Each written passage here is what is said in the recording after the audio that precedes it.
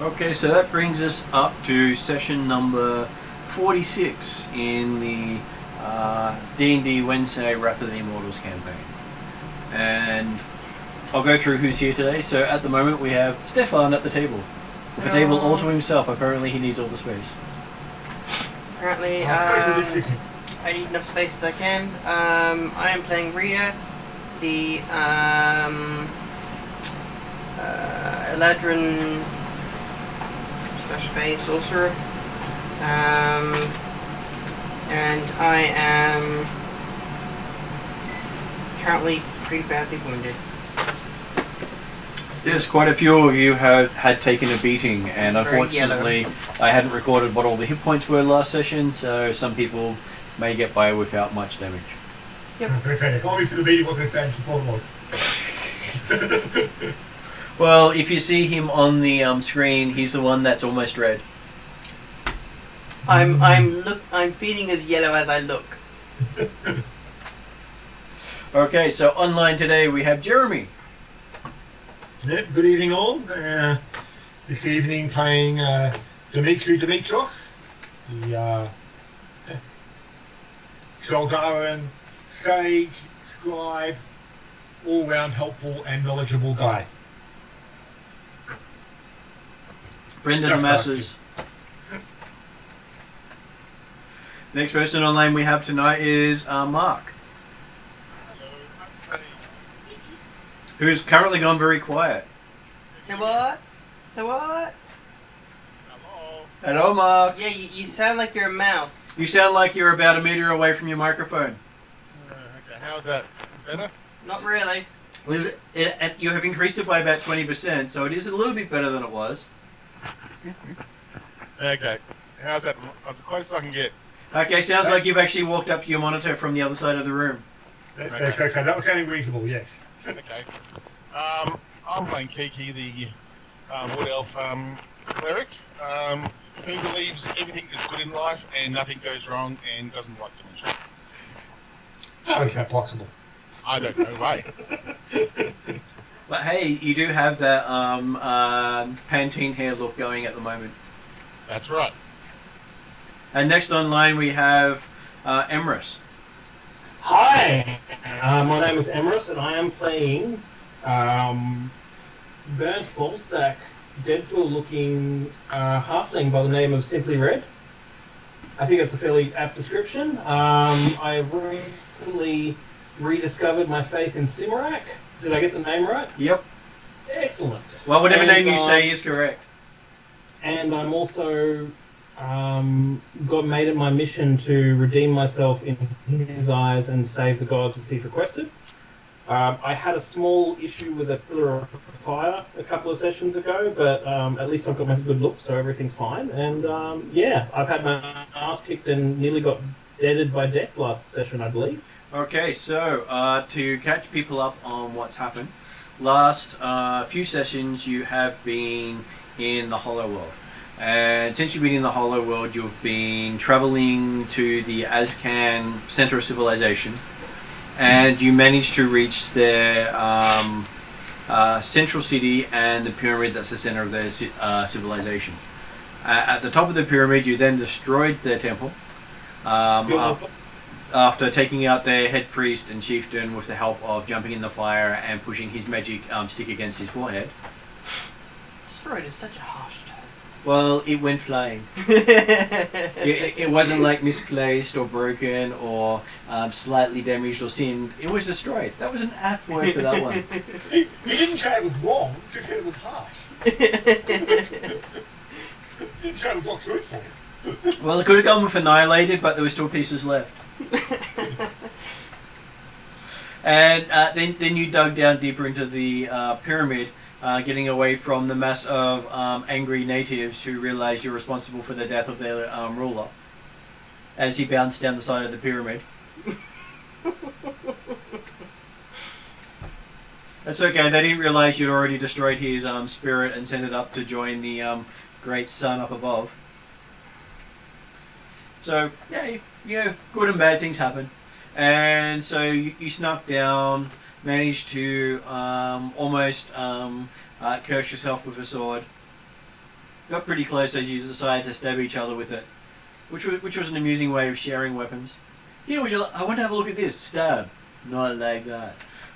But it was a cursed weapon at the time, so these things do happen.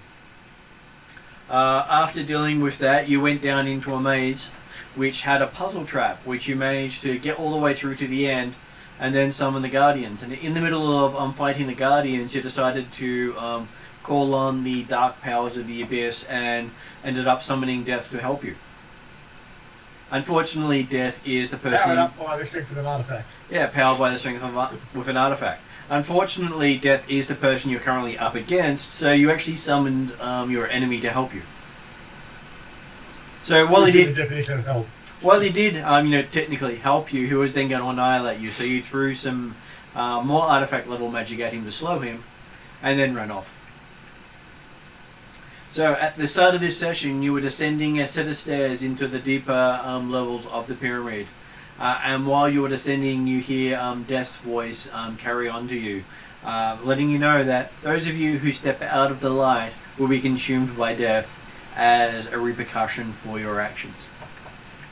He didn't give you a time frame for how long that will last for, just that he was looking forward to eating you shortly. Apparently we get used to sleep with the lights on. Well, considering you are currently in a world that is in perpetual daylight, walking out of the light is not a common thing. No. Except when you're down inside the depths of a pyramid. That is true. Well, okay. Hearing that warning, Dimitri will pull out his special gem diamond, and of course, yes, bright light for 30 feet, and an extra dim for 30 beyond that. Not certain whether the dim will count as stepping out of the light or into darkness, but Dim doesn't count. Dim, and you also see that dark vision no longer works beyond the radius of your light. All you see is little red beady eyes staring at you at that point. Mm-hmm. Martin, Yep. I still have some of that pickled fish from those tubs from so long ago. Yep. Sure, it's delicious.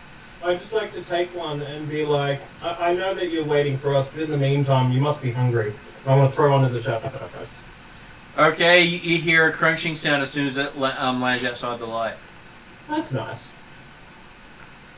It's nice to know that we're helping people, you know? Well, I know Kiki would be going, I'm going to cast light right now on my shield. Especially before or after you hear the crunching sound. Oh, when the guy talks to us originally, I'll go, yeah, okay. And so light is 3060. It's a light spell, which is exactly 2020. 2020? Okay, so you've now got a 2020 light source as well. So each of you, so two of you have light sources, so that means you can now keep everyone lit at this stage. And you see one of the three pedestals before you that has been opening up different rooms. Yep. Just so we've actually got 3 of the small balls and 1 of the big balls at the moment, I believe, haven't we? You do, yes. Yep. And I'm now basically making sure I open the map that I was using so I can actually figure out where you are. It's frustrating when you're using a tool that decides it's changing how it works. Microsoft Edge has changed its settings on me. It used to keep the last thing I opened, now it no longer does. Just to keep you on your toes. Yeah. Well, I changed the settings so it would do that.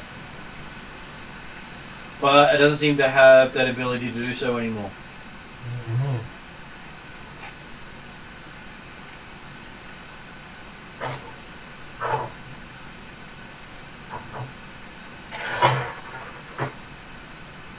Okay.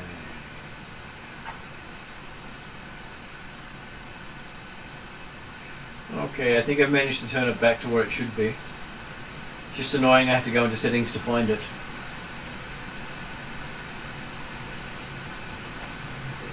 Okay, so I've now got the map open for level 3. Level 3. You're up to level 3. Dun, dun, dun. Don't worry, you only need to worry about it when you get to level 7. Okay. There's optimism. We're getting level 7. Okay, so you see so that symbol I have on the map there seems to be the recesses for the normal size spheres. Okay, yep.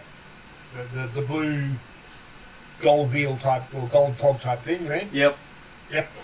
Okay, well, Dimitri will place the 3 spheres.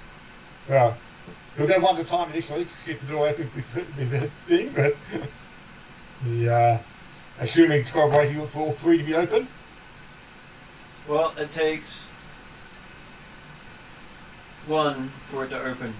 Oh, it opens on 1. Oh, that's right, it's 3 to stay open, isn't it? Yeah. That's right, yes. And now let me give you something to see by, and then compare it to the actual map because apparently I left off some details. That's okay. I can now see what it is. So,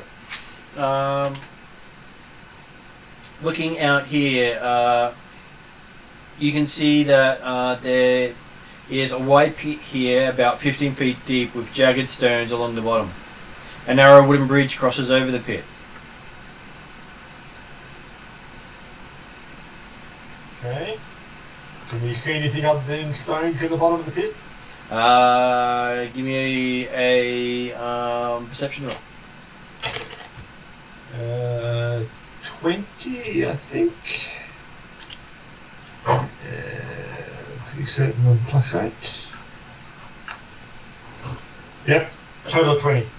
Okay. Now let me see if you can actually see what you're looking to see. There it is. Don't worry, I'm sure it's not bad that I pulled out a monster manual. Nothing really bad about that whatsoever. Of course not. See, you say that, Martin, we think you mean the other thing. Yes. Yeah. When he described jagged stone, what he meant was jagged teeth, and it's only the mouth that we can see if we look down this 15 foot pit. Okay, so Jeremy, you see what appears to be moving shadows as they move further away from your light. As you peer down.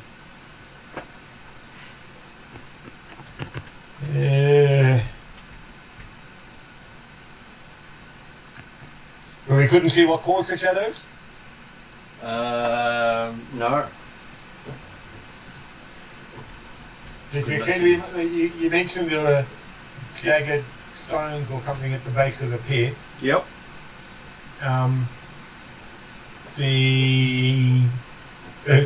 Is there lots of places to hide? How big are these stones? I would say the stones are about hand-sized, jagged points. Right, but I can see shadows moving down in there without necessarily seeing what's causing the shadows. That is correct.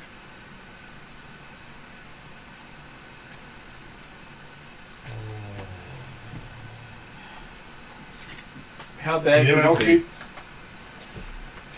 see? I will point out saying that. Does anyone else see those shadows moving? Oh, I don't think I can't see from my way back, can I? be? So would you like to go forward and check? No, I'm making sure everyone's in my circle of light because I'm a very good priestess.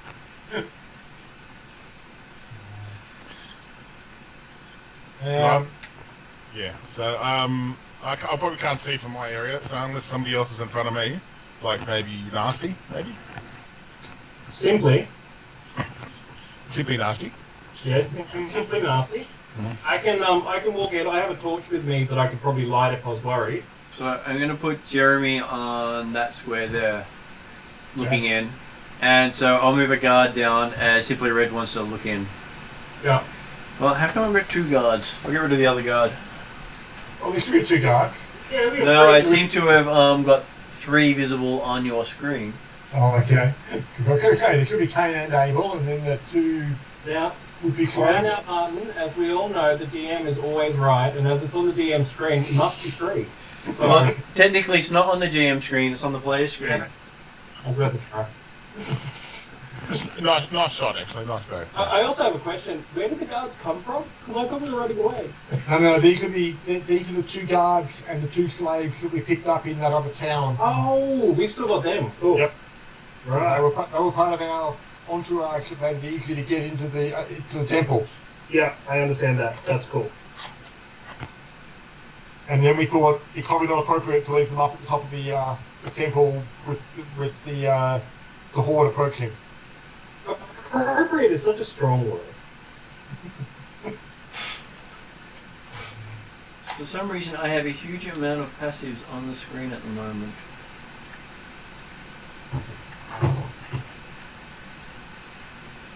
So I'm going to make all those guys active, and then delete all my passive characters, because apparently there's a whole heap of passive people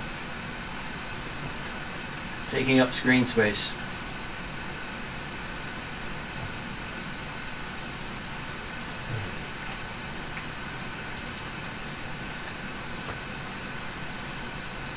There we go. Now that person's gone. Okay. So yes, you can get there and have a look. So I'm just leaning my head around and looking them up. Looking down, yeah. Okay. Just saying, you've only got some shadows down there in the area where there shouldn't actually be anything moving, apparently.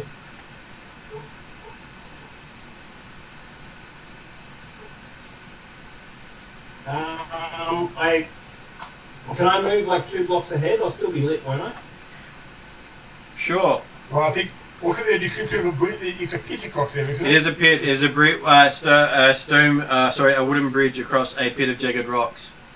Before going onto the bridge, Demetri put his hand out and say, let's just have a look at how strong that bridge is first. Or check for traps. Wasn't that what you're doing by sending the halfling first? Yeah, that's what I thought, the light one. That's, I got a whole bunch of burns, so I've lost a bunch more weight too.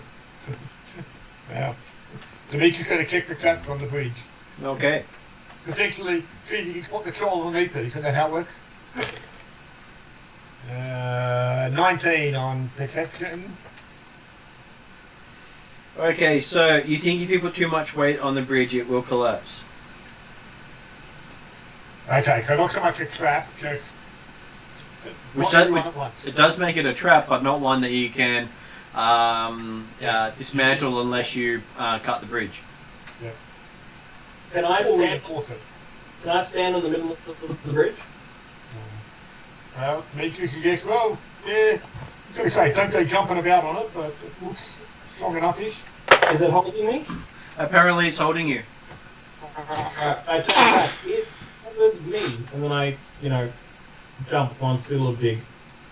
You jump on the bridge? No, just do a little jig. Okay.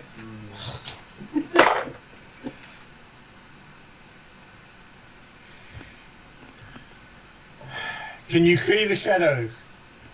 He wasn't looking, he was dancing. Yeah, I will now look around. Can I do a bit of a look to see if I see anyone, anything, like what's down the pit on each side, that kind of thing? Okay, have a look. Give me a perception roll. Where is it? Yeah. I have lost my dice box. Can someone roll a dice for me? Sorry. Sorry, someone rolling? I got a 9. So I got 9. You got a 9. Okay, so with that great looking around and seeing what was there, you're not exactly sure what he was talking about? I don't really see anything, guys, but I trust you. Obviously, after being told not to jump around on the bridge. Well, keep moving. No, I don't want to move too Oh, because I need someone to come light the other side. Can I light my torch? The bridge is only 15 foot wide and the light goes for 30 feet, so... I still think it'd be good. Martin, I'm just lighting one of my torches. Well, you can see on the map there is a line here that ends the bright light, and after that it's dim. And apparently dim light's probably still safe as well, so... I'm going to err on the side of caution and light my torch. Okay. Now he goes cautious. And I just like to off the bridge on the other side. Before or after you light the torch? In my hand. So you're going to light the torch first and then move off the bridge, or move off the bridge then light the torch? It's a wood bridge. Yep. So I'm going to step off the bridge first. Okay.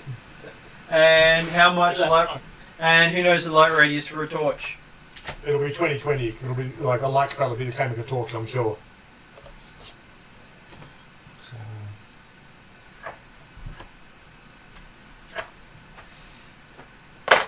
Okay, so yes, you make it to the other side of the bridge. Yay! Okay. Did the shadows appear to move any more as the halfling went across the bridge? Not that you could see.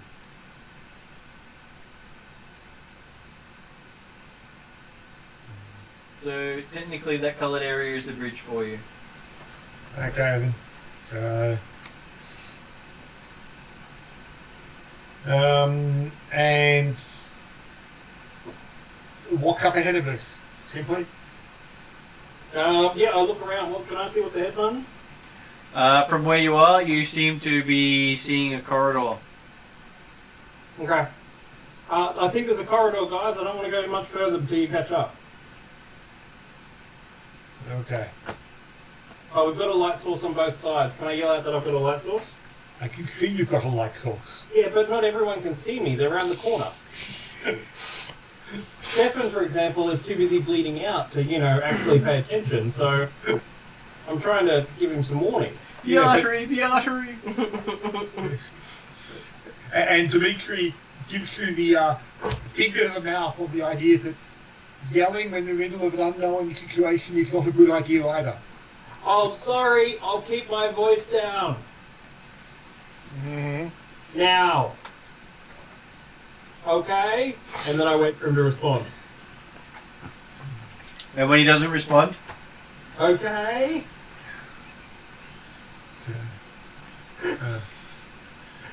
Dimitri? Okay? Well, I mean, if people move forward, I'll move forward. People, I'm kind Dimitri of. will suggest that despite the halfling's antics on the bridge, it's probably not worth everyone going across at the same time. Okay. So I would suggest one at a time, because I don't think that bridge looks stable. Who are you sending next? So, I would just, presumably the next move, which I guess is probably one of the guards at this stage technically, but I mean, probably it'd be someone like Plumman would actually be the person who was next, but I'm happy that it doesn't necessarily, while they're not being the PCs, the player's not here. Just a question. Yeah. Why did we send the halfling when we had guards? Because you volunteered. Right. You didn't volunteer. You scampered across before Dimitri had to stop you momentarily. Oh well. So about there, the bridge snaps. What? Who's on it? One of the slaves. Oh dear. And that was because the halfling jumped around on it first. Oh sure, she's rolling every time, you know it. So what has he landed in? The Unsharp, pointy stones. Oh, lovely. Okay. So our slave is even more holy now? Yep.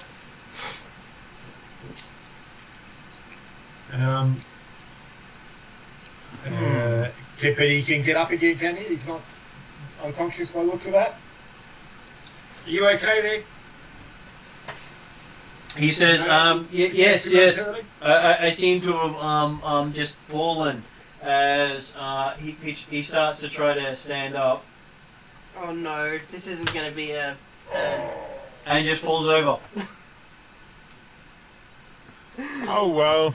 Oh, I think I broke my leg. Wait, I'll try and stand on it. Yep, it's definitely Oh broken. no, definitely broken. That was last Friday night. Oh no. Okay. It was, hey bro, I hit myself in the foot. Oops, I hit myself in the foot again. So in this situation, did we see anything that happened to him? No, he just slipped and fell and died. He hit the ground, go, no, I'm okay, and then falls over. Okay. Oh, Very cool. awesome. Yep. Very cool. Okay. Well, I hear the snap and I go no in the background, and I go okay.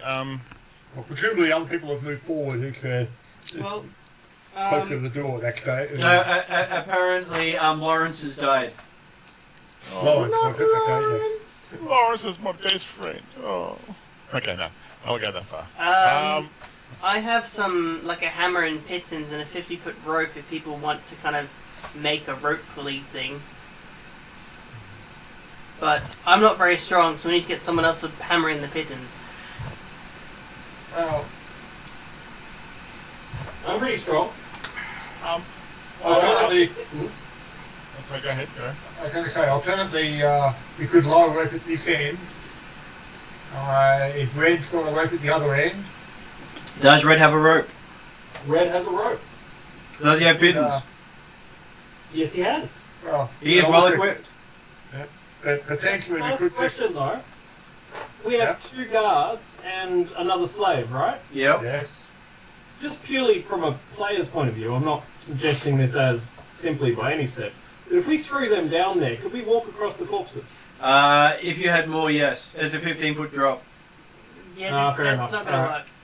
Which is No, what but- Dimitri's just suggesting was the idea that, well, potentially we could just lower rope on this end, lower rope on the other end, climb down, walk across, climb back up again. But sharp rocks, isn't it? Yeah, Yep. there's sharp Yeah. stuff on the bottom. They're only like a hand or so in size. It's just, yeah, don't fall down 15 feet onto them. I'm sure that walking through, particularly if you keep your feet on the ground so you keep the rocks aside as you move, But how tall are these spikes? Only about a hand tall at the most. Oh, hand tall. Okay. personally, Well, I Dimitri's stick more, an entire rope to it, and I wait to see what's happening on the other end. Dimitri's more concerned about these shadows that he saw moving, but apparently no one else did. So, Alright, well, I've only got 8 HP left, so if I die down there, it's your fault. I had something for that. When Rhea went past me, I might have just put my hand on Rhea's shoulder, said, "May, where's the light gone? May you feel better." And I cast Cure Light Wounds at level 2. So. How much do you heal? It's 9 plus 8, 17. 17. 17. There you go, Rhea. No bonus for stat. Ow. Oh, and stat would be plus 4, 21. So.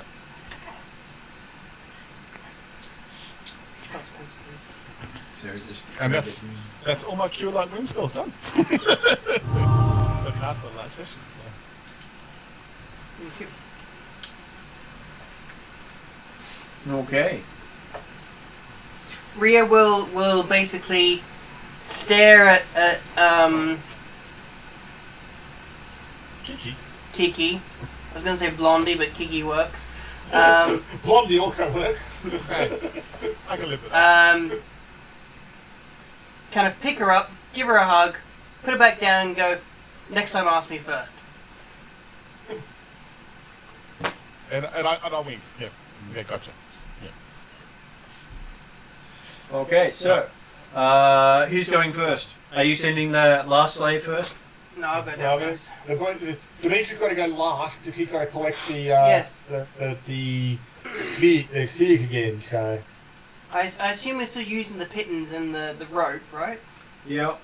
Well, if we are using pittons on each end, then potentially we can go across without touching the ground. But That was what we were discussing, but Dimitri, But then you said we're going down with the rope. But I said we could just go down. I'm not okay, saying- but assuming we want to get everyone across, at some point there's going to have to be someone who's going to have to, not be able to hold the rope. So there's a Can flaw in anyone- this plan here. Can anyone It's fly white. or jump across? Yep. I'm sure you can jump 15 foot, can't you, Dimitri? Sure, you can jump. The rest of us will walk. Sounds good. Sounds like a plan. I'm going to crawl down Okay. on the rope and try and walk across. And I'll let Dimitri decide the What's your armor issues class? of the problem. My armor class is. Does that include like magey stuff? Did you have it up? No, I didn't actually. In which case, then it doesn't. 12. Mage armor. Did you say? Yeah, Why wouldn't you have mage armor up? because it's the wrong character. Okay. I was going to say, mage armor lasts for 8 hours type stuff, so... Yeah, it's a different character. And in fact, actually, no, down here it lasts for 16, doesn't it? It does. So, you take 9 points of necrotic damage Okay, how? through your foot. Wait, I thought we were walking slowly through these things. They're magic. Well, there's it's aquatic, like you not anyway. scatty. Okay. And your strength is reduced by 1. I didn't have good strength anyway, so that's fine. Well, no, that's bad if your strength gets reduced down to 0. So, do you continue walking? All running. How far across have I gone? Well, this is when you land at the bottom of the rope. Oh, Or right. just go up again. Can I just officially say I hate your plans? My plan was better, but Well, my original plan sounded good, but Dimitri was simply offering an alternate plan. He didn't say which one to go with. Dimitri is a murderer. yes, I agree. I will climb back up. Okay. You climb back up. Give me a Climb climb back check. down, put your foot in, spin it all around. Why are you back up here?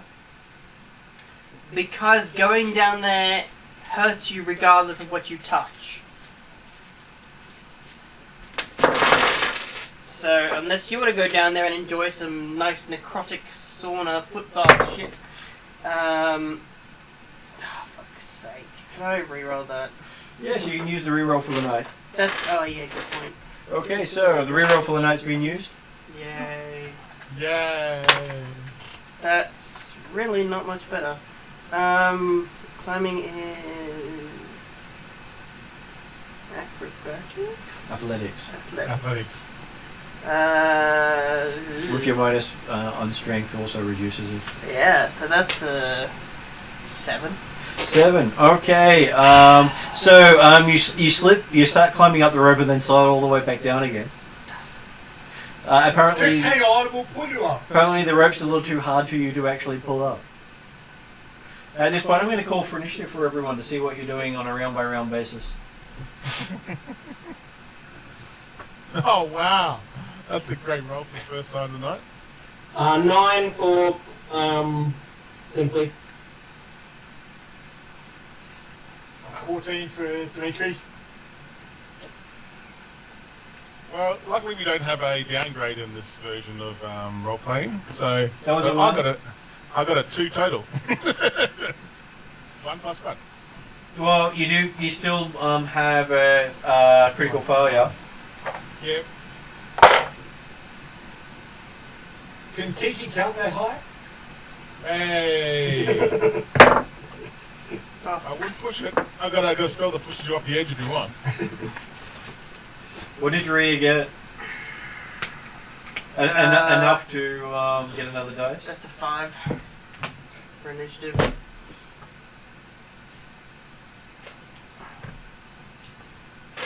I don't know. The rate Rhea is going, it might be a new character.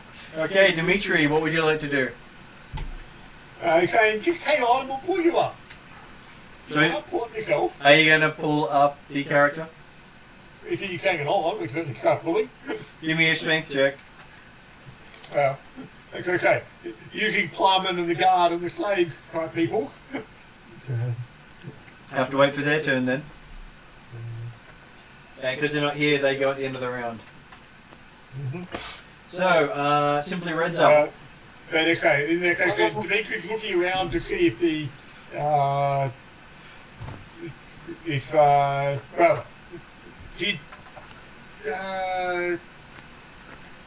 well, did did you actually say necrotic damage was the effect?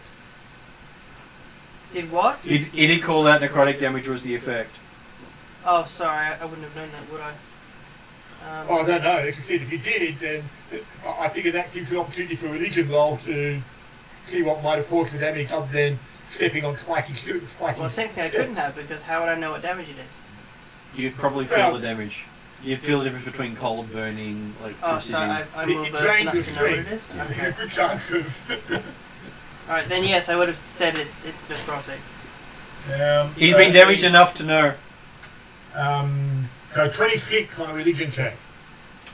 From what you saw earlier, you believe he's playing for Shadow. So Dimitri will say, get the hell out of there. The shadows are moving, as in undead shadows. Okay. Okay, so Told you the shadows are moving. then Rhea's turn. What would Rhea like to do? Apparently climb back up. Give me a climb roll, athletics. I'm being told to climb, I'm gonna climb. Or at least get yourself off the foot. Oh, thank goodness. Okay, so that's a 17. Okay, so as you climb up and leave the threatened space of the shadow, it attacks you again. Yep, that's fair. And misses. Oh, It hits armor class 10. cool. Guess I can't complain about that. Actually, I think it was less than that. I think it was actually 8. Yeah? 8 is a low level creature. It's really good at scaring people. Well, we know he's low level. He's 15 foot below level. And yes, you make it up. Yay. And as you're standing up there, breathing softly, the creature comes up the side of the gap and attacks you. It follows you. The shadow follows me. Yep. Shit. Okay. And apparently rolls a natural 1. Does The it bite light! itself? The light! He goes back down again. Oh, good. Thank God for that. Cheeky bugger. Apparently didn't like the light of Yem's diamond. Fair enough too. Fair enough. Okay, so it is now Kiki's turn. Well, Kiki rolled a 1. Do I skip this turn or not? Technically, yes. Yeah, I thought I'll ask a question. Dimitri, as Kiki's currently getting her hair right. Okay. Wasn't simply doing something in the first round? Yeah, I called out, shall we do the pittance? And I wanted to throw a rope. Yeah, no, that was previous. I believe he was. Oh, sorry, I think I skipped him. So, what do you want to do this round? Simply, Well, I see him getting attacked, but can I see what it is? someone called out the shadow, an undead shadow. and then you saw it come out of the ground when. Would I know enough to know whether a crossbow would help? I'm sure it couldn't hurt. Yeah, can I shoot my crossbow at it? Yep, you can shoot your crossbow at it. Alright, Oh no, it's a longbow, sorry. Yep, you can even shoot that at it too. Alright, I would like to shoot at that. Let's go roll. Though, aren't you at disadvantage because you're a halfling using a longbow? Is that a thing? Let me just check that because I believe there is a rule for that. I don't think longbows come in halfling size. Halflings are designed to use Right. short bows. Oh, well, next time we're at the shop, I'm going to change that because I didn't know that. Well, is there a reason you've got a longbow rather than a short bow? It does more damage. Yeah. Right. Alright, so my first roll was for 21. Let's roll again. Yep, 17. so you have disadvantage on attack rolls with every heavy weapon. Right, so 17 is disadvantage. 17 with disadvantage is a hit. Okay. And that's 7 piercing damage. Maybe.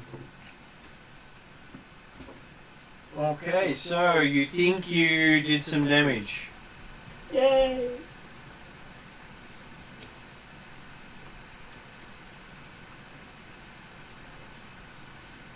Okay. Now, Dimitri, next round, you're up first. Okay. Is the shadow still visible? Technically, yes. Okay. I will go a firebolt at it. Okay. Cast a check of 18. It goes off. So it goes off.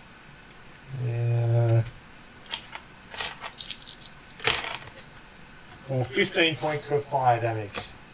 Okay. You see half of it seems to miss. Okay.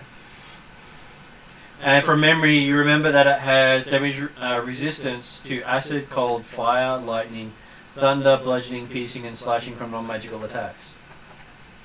But this is a magical attack. But a bludgeoning, piercing, and slashing are magical attacks that are non-magical I see. attacks it has. So the bludgeoning piece of this is the magical side of the house, but all the elemental effects, it's for half damage anyway. Okay. Yeah. So the melee attacks are general, and ranged attacks are generally things that require magic. You need basically hit, but Energies considered different. yeah, no, happy with that. Next time, the way you read it out, I thought, oh, hang on. But yes, that makes sense. It's immune to necrotic and poison, and is vulnerable to radiant. Okay. You can't exhaust it, frighten it, grapple it, paralyze it, petrify it, poison it, make it prone, or restrain it. Shadows are hard to hang on to. They are. I will mention that to the halfling. Do not try and grab it. Thank you. And then it is simply redstone again. Would you like to try shooting again? I would, actually. And remember disadvantage. And you can make full cost longbow? No. So it's not doing full damage either. It's either 18 or 7. And I forget which way disadvantage goes, so I'm just going to say 18. And we'll go with 7. Yeah, I think so. And it misses, but at least it's not a critical miss. Right. And then it is Raya's turn. Okay. Okay. So, have we even like set up this route system yet? Are we No, just messing with they're still shooting at the shadows. We decided we'll get the shadow first. They're trying to shoot the darkness. So who's currently across the thing? What was that? Who's currently on the other side? Oh, simply red and the 2 warriors. NPCs, I assume. NPCs, yeah. Alright. Well...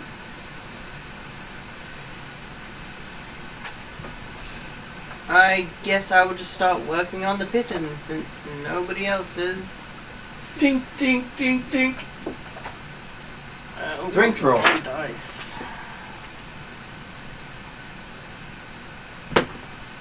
That's a 14. Yep, you're hammering in pittons. Bink, bink, bink. Hard to hammer in because the stone is so well laid. How solid were the pillars where the balls get put into? Fairly solid. That's what I thought. Better than the pitten. That's what I thought. Okay, so while you're doing that, the shadow tries to come up and get you again. It liked the taste of you earlier. He gets a 16. That's a hit.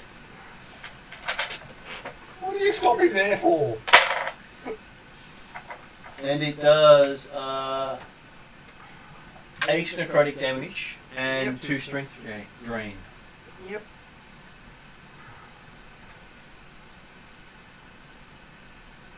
Okay. Get out of the way if you're not attacking and killing the shadow. And then it goes back down again. Fair enough.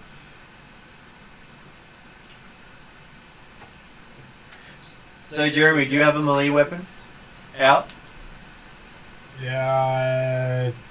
Well, probably technically he's got his quarterstaff, but he wasn't necessarily ready to actually hit things with it. So, and he's certainly not got a two-handed, so he can't really use the quarterstaff as a weapon one-handed. So. Okay. Do you? He's holding the diamond in the other hand. And Rhea, you can make a with the hammer. If I'm attacking with the hammer now? Well, basically you provoked. And he came up and came near you and then went away again. While you're wielding the hammer going bing, bing, bing, bing, bing. Yeah, I know it attacked me, but why am I attacking it now with a hammer? It provoked you. Do you wish to attack it with your hammer? Attack of opportunity if it runs away. No. Not with a piddly hammer, no. You can only attack it with whatever weapon you're holding. Yeah. So that's why it was offered. Okay. And then that moves on to Kiki. Okay, can I stand in front of the halfling? Is there any way I can stand in front of that falling into the pit? Or not? No, because Raya's right on the edge putting in a pitten. But obviously, if we're going to go in, it should be in about 3 or 5 feet back away from the edge. But it's a 5-foot square. So how many hit points does Rhea have at the moment? Because I don't think I recorded the damage. I currently have 12. because it went up to plus 28 plus 21 and back down whatever damage you're taking. So you should be on 12. Yep. Okay, there we go. You're on 12. All that good work undone. Okay, I got a move of 40. Yep. You You want to grab the rope and slide down and take on the shadow? No, I want to pick up the halfling and chuck him at the bloody back. So I don't think he understands he can't sit there and get hit all the time. But it's not a halfling on the edge, it's an elf. Oh, sorry. Oh, whatever it is. Anyway, I can't work it out.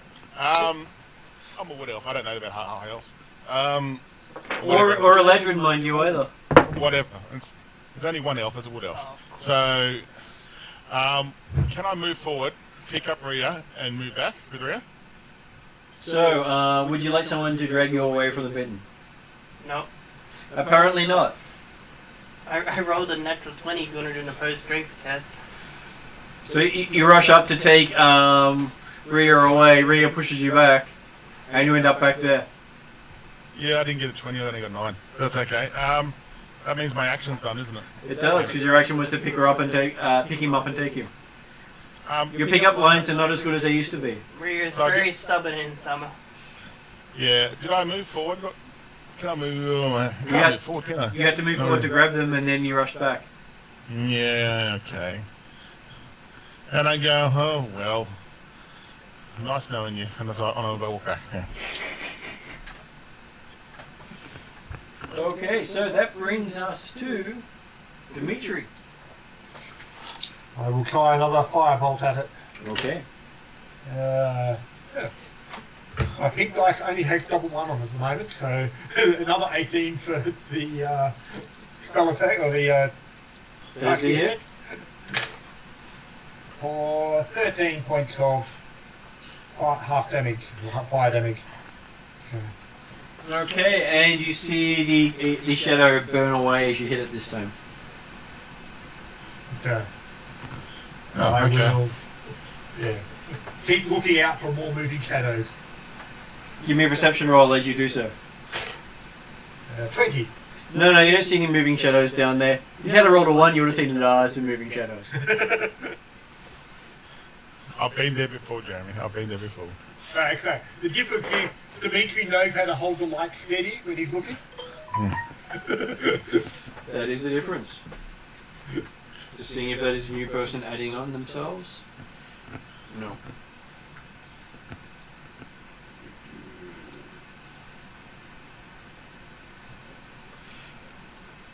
Okay.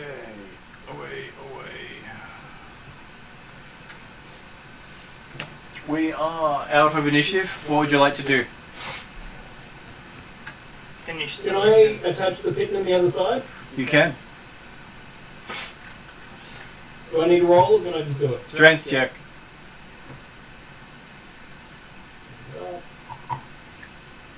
Or use the big burly guards behind you. 21 tells the guard to go screw himself. Okay, so the guard goes and complies.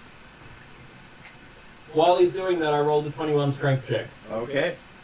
You didn't tell the guard to get out of the light, did you? No, you can do it while we're watching. He does for your enjoyment. And if Dimitri notices Cain and Abel start to move away, he'll tell them stop. Oh, they're not moving away. They're doing the act that they were commanded to. Dimitri will kill score that stop. Not a bad thing. Okay, so you hear the pin go in with a nice resounding crack.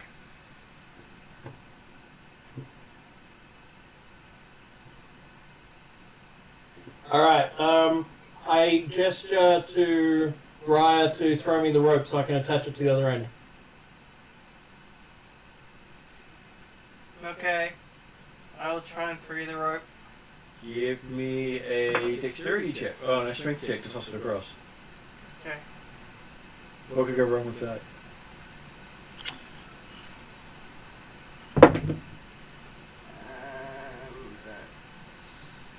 That's...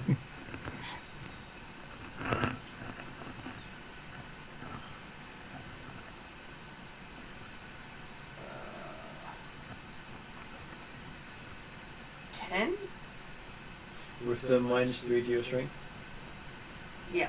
Okay, so yes, the rope just lands right on the edge of the area, just in time for you to grab it. So you do grab the rope.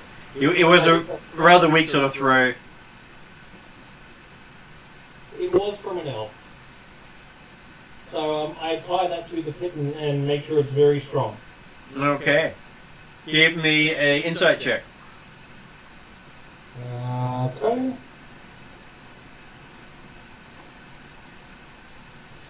Dimitri's continuing to monitor for the shadows 14. moving.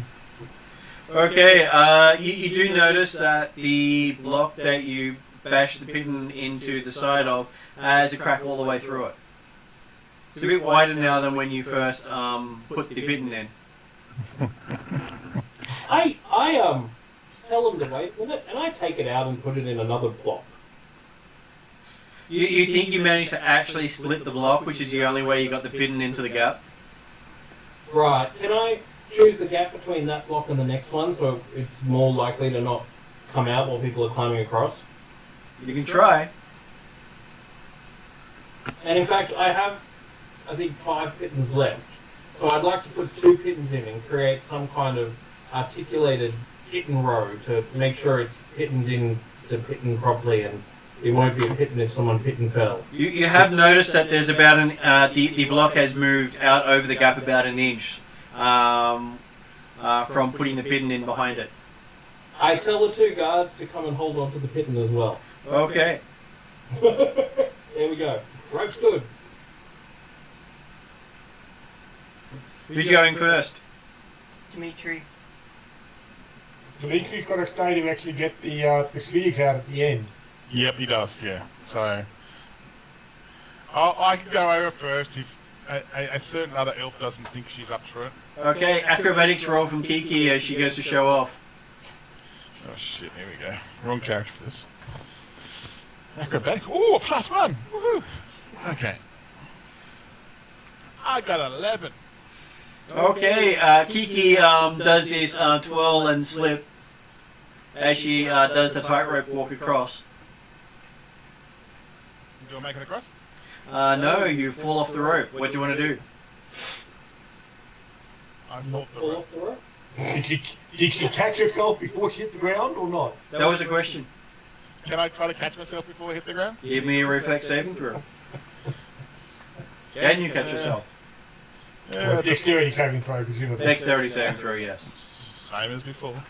11. Ah, worse actually. 9. Wow, great. Okay, so you hit the rope with the back of your hand as you slide right past, Oh, wow. taking 5 points of piercing damage on the rocks below. Ow! You know, if you're going to do tightrope walking, don't practice it above the pit first. If you're going to use a rope to get across, hand over hand, knee over knee underneath the rope. Now, can I? Because I'm on the spiky floor now. Yep. Can I walk across now to then climb up? You can walk across, but there's no rope dangling. No. How 15 feet up, isn't it? Yep. Can I jump to get to the edge and climb up or not? Can I climb Sure. up from there? Can you jump 15 feet?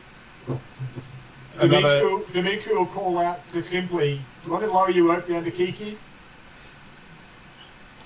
Yeah, I have my rope and I throw it down to Kiki. Yes. Okay, rope lands on you.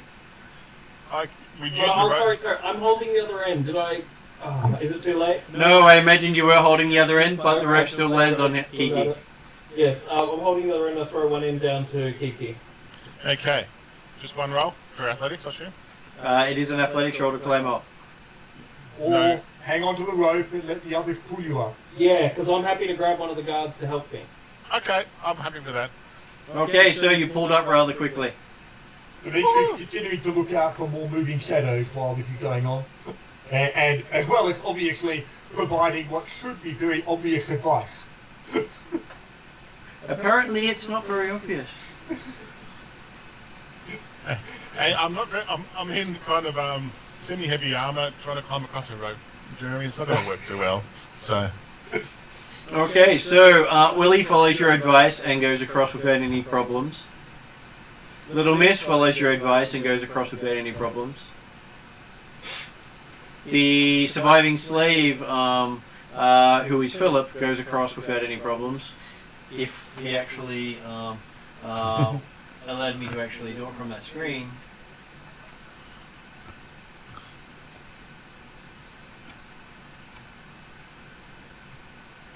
Makes it across. Layman makes it across. And then Rhea gets to make a roll if Rhea would like to. Or would you like to do the hand over hand and thing that Dimitri described that everyone else was doing? Or will you just do the tightrope walk across? So who currently hasn't made it across? Dimitri and you. Dimitri and me. Dimitri was going last. And Dimitri's pretty much had his hand on the ball the whole time so the door wouldn't shut. On the door? No, on the ball, because the ball itself... On the Jake sphere. 5 minutes after you let go of the ball, the door would shut. The one behind us or in front of us? The one between the ball and the ledge. Oh, okay. Which is why Dimitri was going last. Fair enough.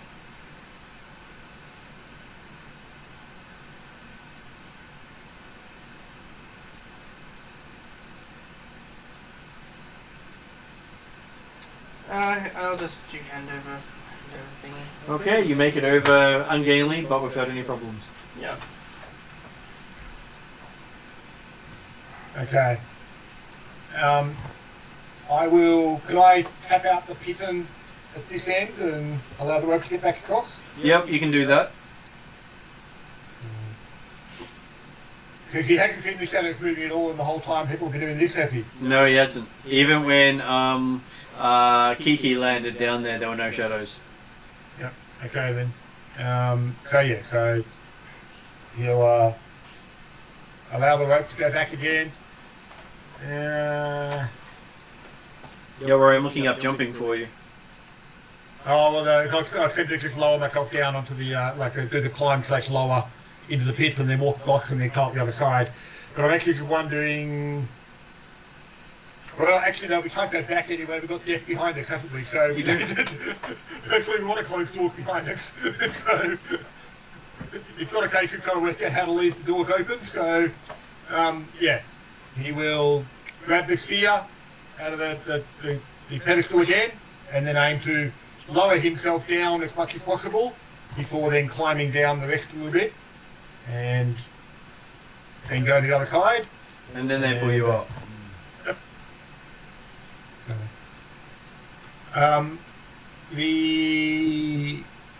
as you go across, do we leave lines here? The dead guy? Yeah. I'm not certain we've got much opportunity to do myself with him, but Well, Kiki looks at her spells and goes, well, can't do much with him. I And believe we've saved you from being a shadow at least. yes, I think I'll say a silent prayer to the God that I know down here, not the God upstairs. And just to make sure I haven't forgotten that. And I say, wish him well in the afterlife, and that's it. So. Okay. And so we come to looks like a T-junction left and right, is that what we're saying? You do have a T-junction left and right. Which way would you like to go? And no one tried to see how far went each way? Went up to light source, the extent of light source, I'm guessing. Okay.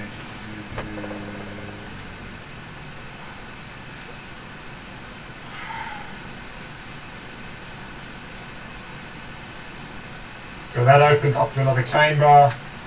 They're both up at identical chambers, is that what we're saying?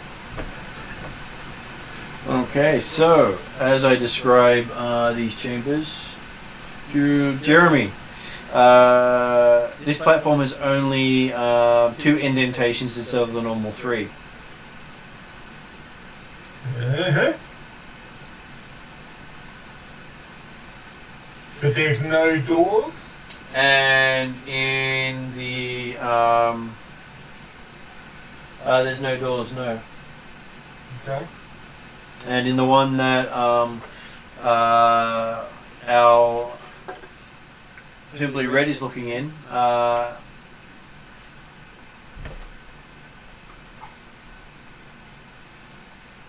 so this one also has 2, but it appears to have rubble in it. So basically I'm going to give you a collapsed area of that section.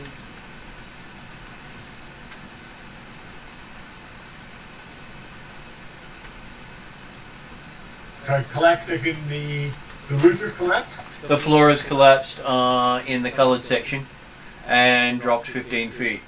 Right, okay, so it's basically a 15-foot deep pit again, Yeah, with presumably relatively sharp stones at the bottom of it. it is. So,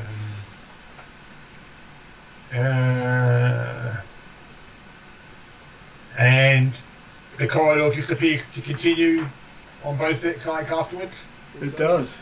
And you can see that you could walk across your side without any problems, but the other side will require navigating the rock below. Right. And yeah, as I said, so we've got a pedestal with only 2 sphere spots. We've also got no door and way from the pedestal anyway, is that right? As far as you can tell, yes.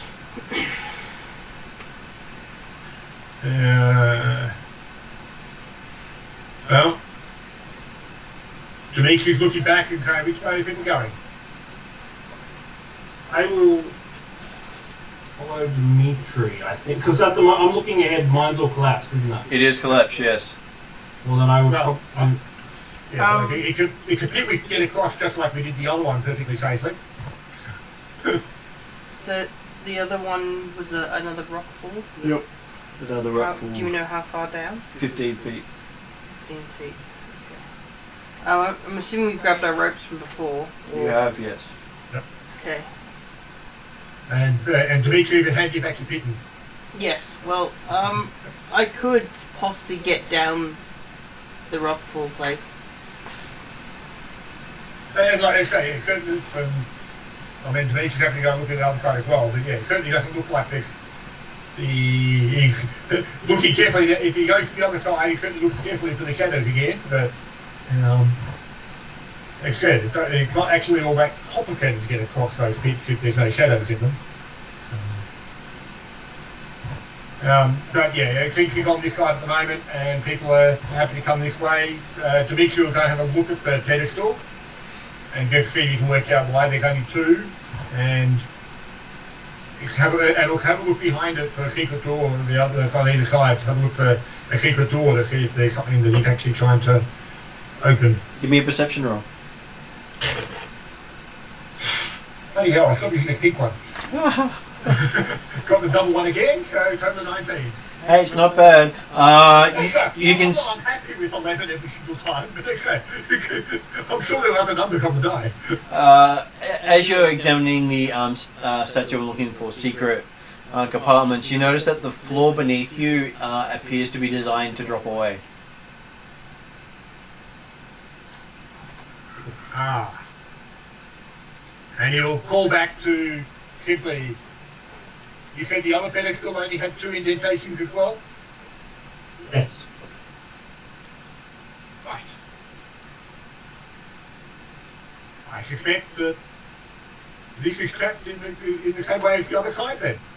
So let's just move forward. You won't go too far forward, obviously, because the people are staying in his lights.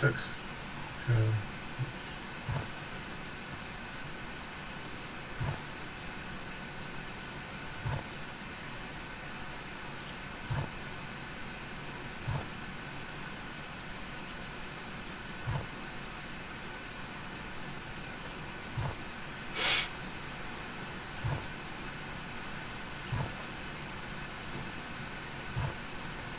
Oh, there's everyone moved over.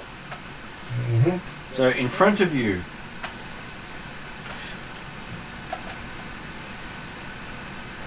making sure you get the right number because they.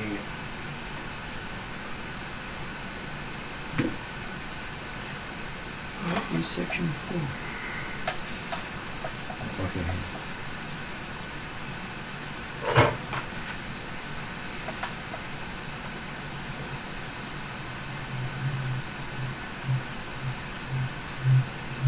Give me a reception roll for Simply Red.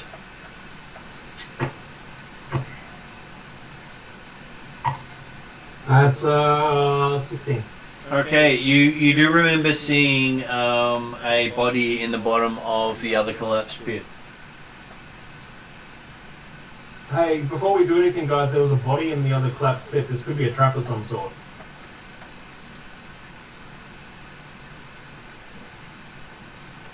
Yes.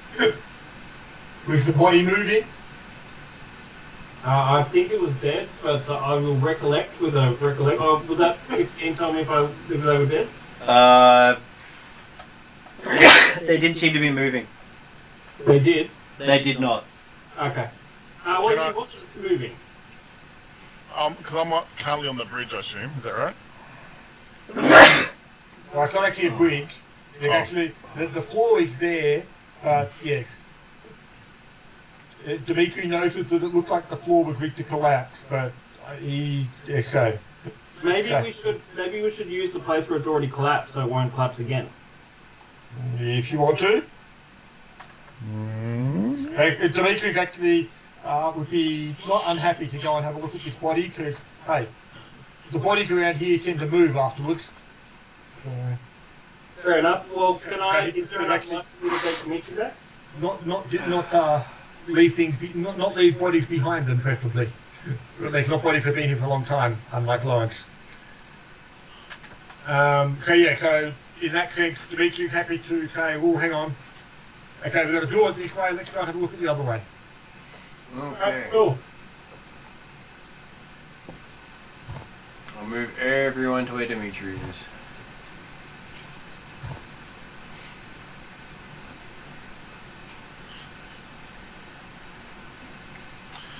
While we're doing this, I'm singing a little Wood Elf tune going. Quiet.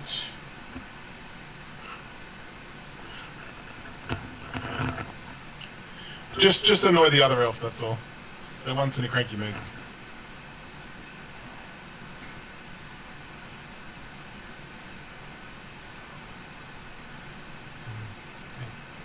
Dimitri will mention this, he goes past to and saying, quiet, you'll wake the dead, literally. Okay, so this one seems to be dressed in priest robes. And look like he probably died in the last week. Okay.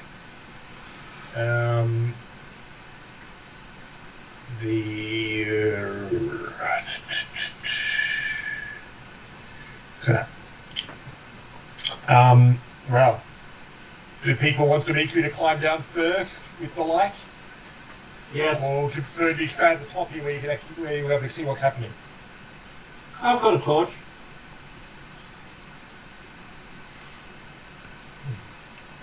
I do a little. Dimitri will have a good look around for moving shadows. Perception roll. Oh, I got something. Number one. Unfortunately, it was less. Total of 14. You don't see any moving shadows. Okay.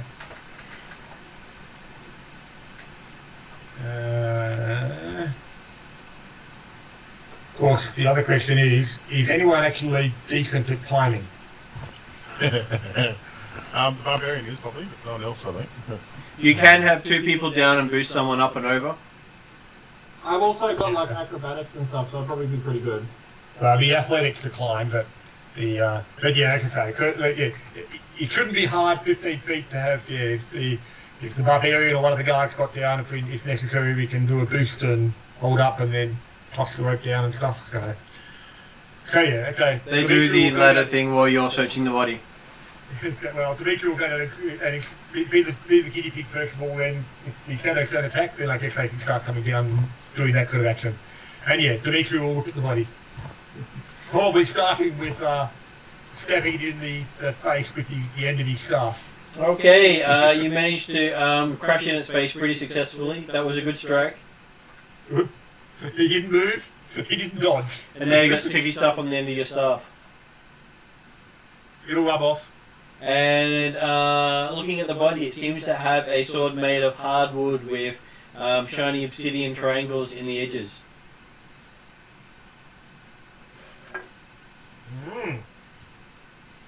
As a player, that certainly sounds familiar. I know, that's why I described it that way. But I don't know that Dimitri's necessarily seen that before, but what size weapon is it? It appears to be the size of a short sword. Okay.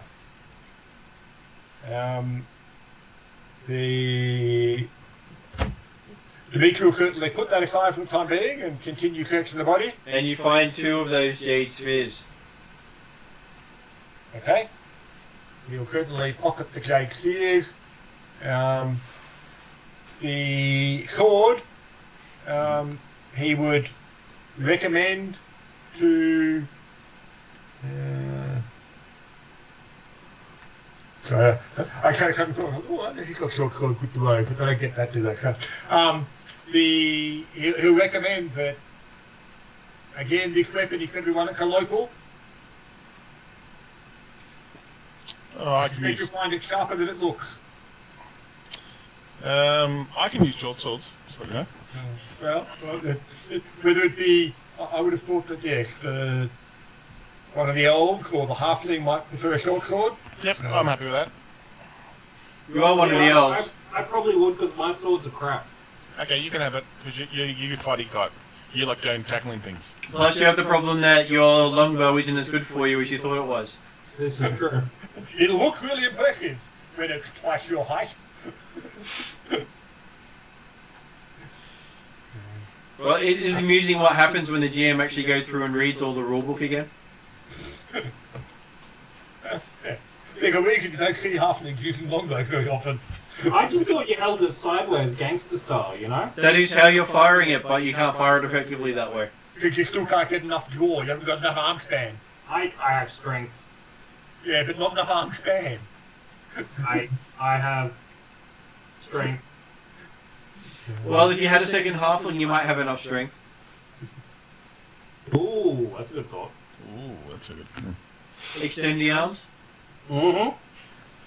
Okay, so Well, maybe that's why he actually had a longbow, because he's used to being long-legged and long-armed. Well, this is true, actually. I probably did think of it that way. So.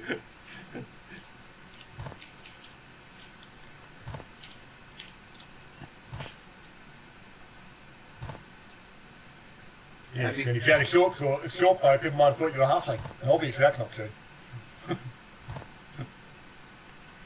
okay, so you come around to this side. But this guy doesn't have a pillar. It does not.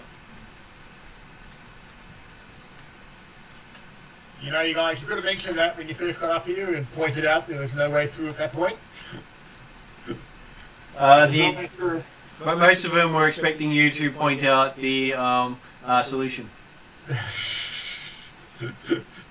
Dimitri's used to that. He's going to expect it from this group. Yes. He will have a look at the door though to see if there is some way of opening the door without a pillar mechanism.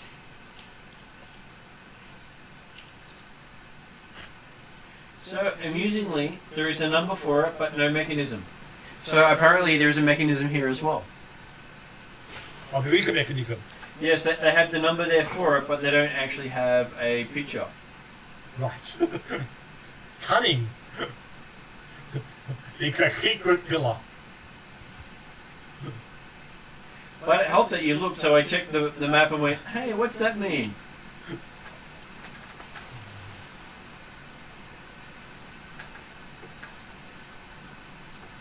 We'll just go and grab the two from the room behind us and one from the extra room, and we'll put three there and make a pillar. So there you go, you've now got a pillar. Okay then. Did we hear anything on the other side of the door there while I was looking for that pillar? Oh, that's a better roll using a different D20. 26.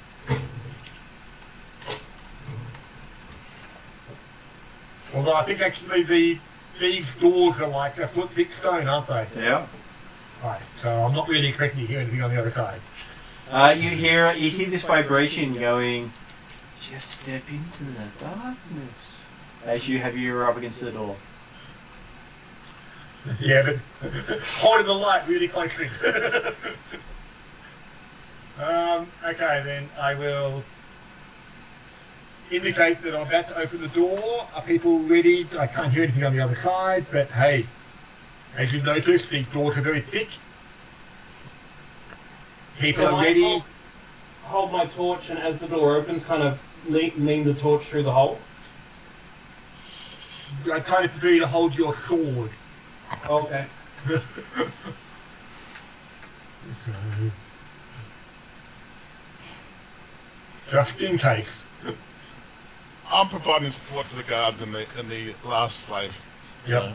I'm at the back as usual. So. Yep. Okay, so we open it and okay. So as it slides open, the one at the back also slides open. Okay. Inside this room, making sure I get the right room, contains two 10-foot idols resembling hawk heads.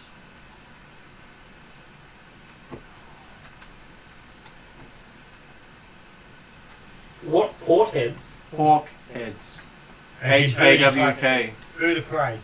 Oh. Right. There's nothing else in the room? Except for the doorway out. Yep. Yeah, okay. Dimitri will certainly be indicating everyone head in, because he's got his hands still on the sphere. I'm just gonna go bathroom and be right back, guys. You do think that if you let go of it, both doors will shut. Yeah, well, that's so.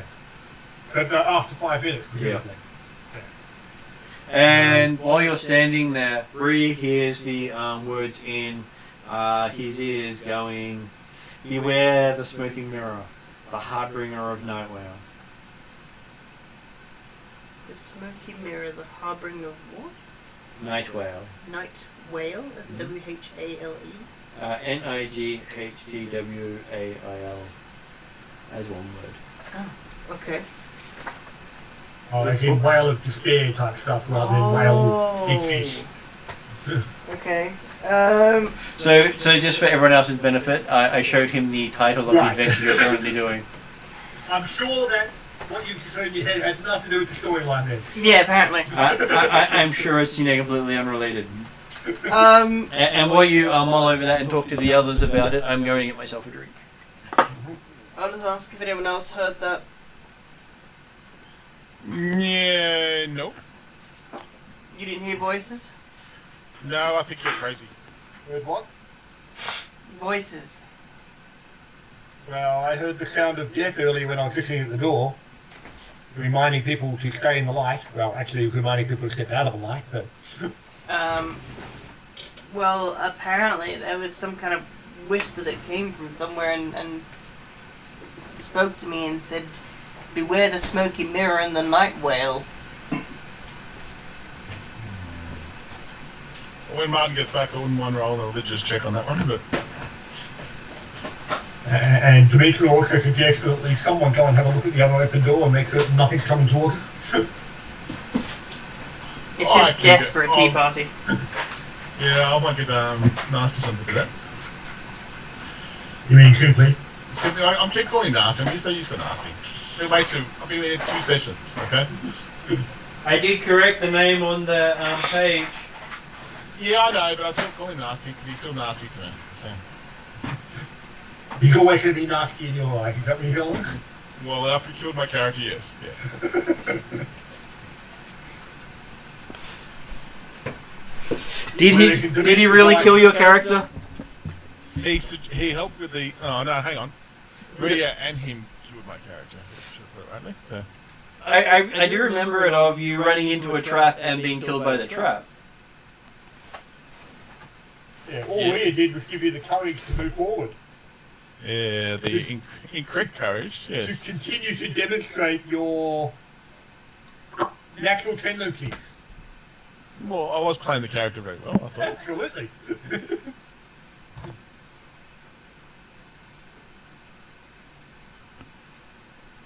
Just so you can see what you can see. Yep.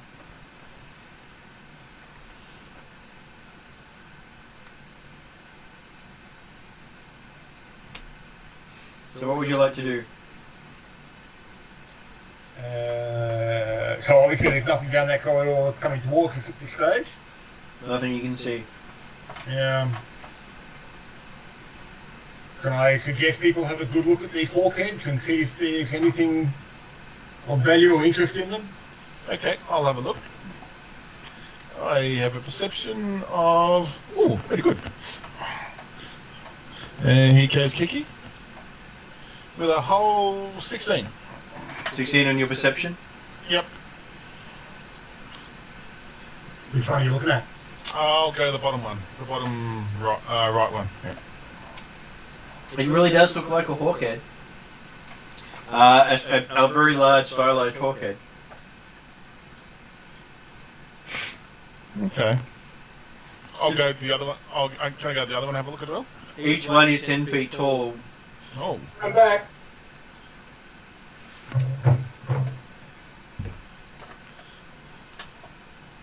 What did I miss? The fact that you've had Kiki pointing out, yes, these really are hawk heads. Oh, thank you. Oh, I forgot the name. I'd like to pat one of the hawk heads Mm-hmm. because I'm a wood elf and I like animals, and I would think I just want to see if that just go nice hawk head. Apparently they don't like talking with you. Oh. Okay. Okay, well, I'll go. Well, they're just hawk heads. I didn't see anything on there, but Does anyone want to make a religion roll? I will, because I'm the cleric. I should do that. That's a 14 from me. He wins. And as you're petting, going nice hawk head, Simply Red points out he's obviously understanding of the gods better than you, that these resemble the pictures that you saw earlier of Atziotl, the hawk, as the representing the old gods of the region. Obviously. Hey, And that it is a representation of the sun god that you're currently petting oh, and treating like a pet. oh, sorry. I stopped and said I do apologise. Sorry. Please accept my apology.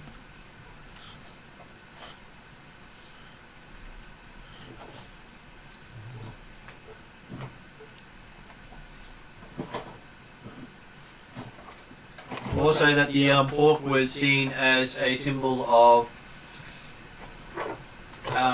authority and probably sternness, because Hawks always looked like they were staring.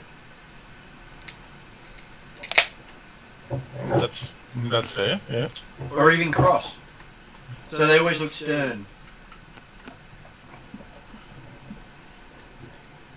Could we lean close and say that Simurak guides us? You could. Would you like to? I would, why not? Okay, so you whisper, Simurik guides us to the statue. I think the statue heard you. Okay, what to do? Listen very attentively. I didn't interrupt you at all. It's a very nice companion. Continue to scare ahead directly. And I pretended that your secret whispering wasn't heard at all, so no one else noticed it react to your talking. It's very good at that. Right. Can I ask it to help us? You can. You can. And you continue to whisper sweet nothings to the statue. Okay. I don't think this is the right course of action, guys. Dimitri will mention, okay, when I take my hand off this sphere, or take the sphere away, it's presumably going to close this door and the next door. You can send everyone through first before you take the sphere out. No one has mentioned there's any pillar on the other side of the other door, is there? There is no pillar on the other side.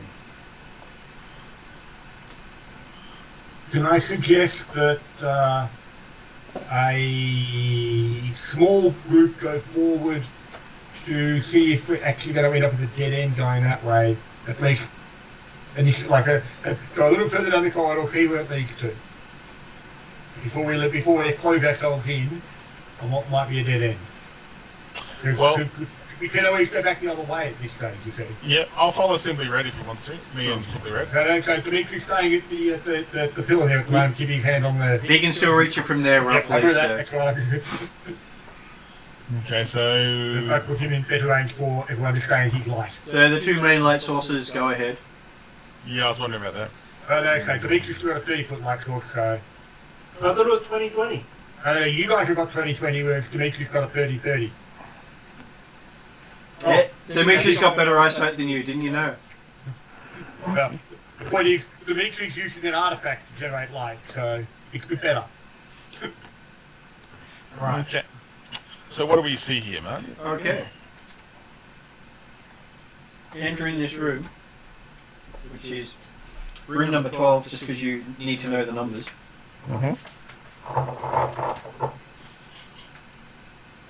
This room is filled with a layer of crushed and broken human bones about 2 feet deep. Not creepy at all.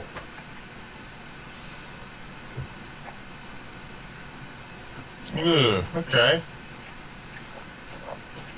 And that blue thing, is that a pillar or just a...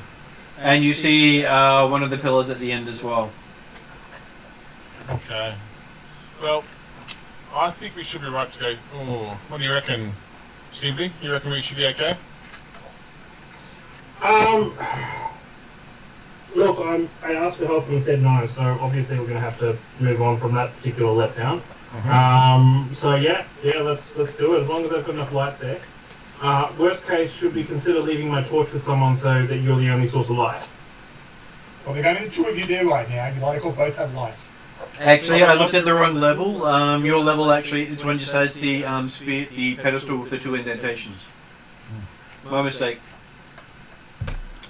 It looks like the rooms that we've just passed through, one with a collapsed floor, but one without a collapsed floor. Yeah, it looks like identical to one without the collapsed floor. Right. The difficulty I have is when you look at the room numbers don't have level associated with them. Right. So when I'm going, oh, surely they wouldn't repeat the same numbers. They restart the numbers at each level, do they? They restart the numbers at every level. Marvellous. Same font, same everything. You've actually got to read the bolded section above the numbers to know which section you're in. I don't see how you could have got that confused at all, Martin. Yeah, neither do I. It's just a strange thing. That's why they learn to have things such as a number, For the first level. B number for the second level. Okay, so Okay, well, I wouldn't mind actually, just to be cautious, to move around the corner, see if I see anything around the corner.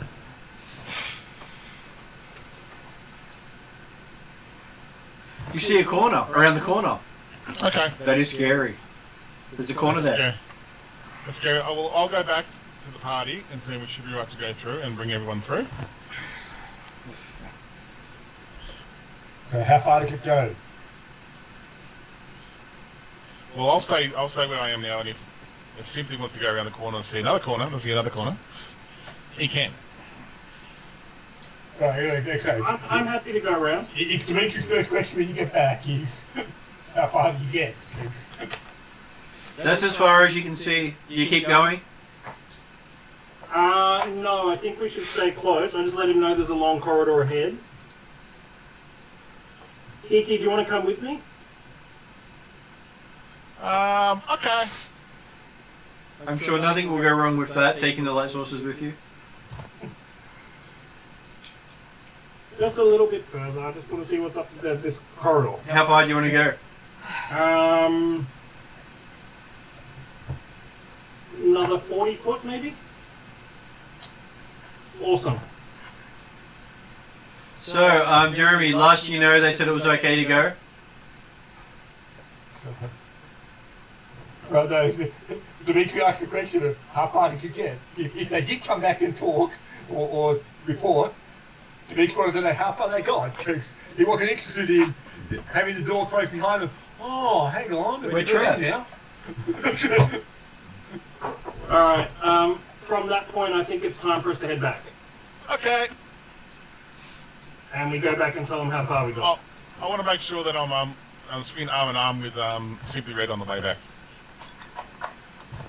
Like with a little, little step kind of jumping thing. Yeah. So you're gonna, well, yeah, sort of have to either go in front or behind him when he. Yeah, I know. Just so I can, I'll do that. So the elf has been handsy with you. He's only little and she's fairly thin. They might be able to stick in a 5 foot square if they squeeze together. Yeah. Be cozy. So you squeeze? Well, hang on, I don't know what you mean by that, man. Is Simply Red your new squeeze? No, because it's already hurting my scarred hand, so I'm just going to politely hang back and let Kiki go first. Okay.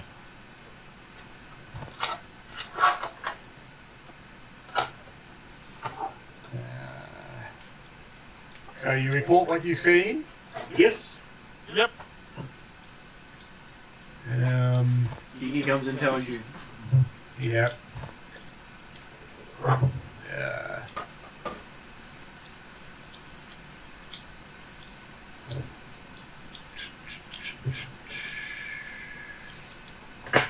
So it looks like we can get around that way. Do we wish to check out the other passage at all? I think perhaps we should stay together and do that. No, I'm talking about the passage that was back along the way that we were going to go first time. Oh, I don't know. Because it's just again well, how far forward did the passage go down that was continuing on from the pillar that you saw?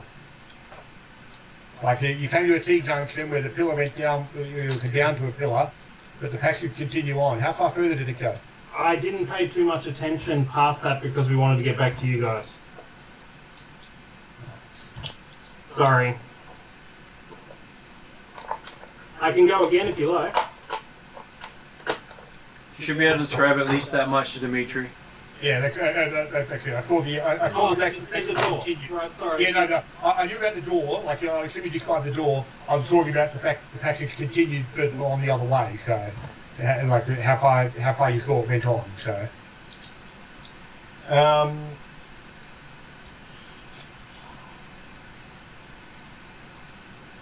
and you're saying that room looked identical to the other room we saw across. Very much so, yeah. Just had a few more bones in it. That's all. The bones basically were an accidental message. There were no bones, all empty. It was just a two-sphere pillar in it. Or a two indentation pillar.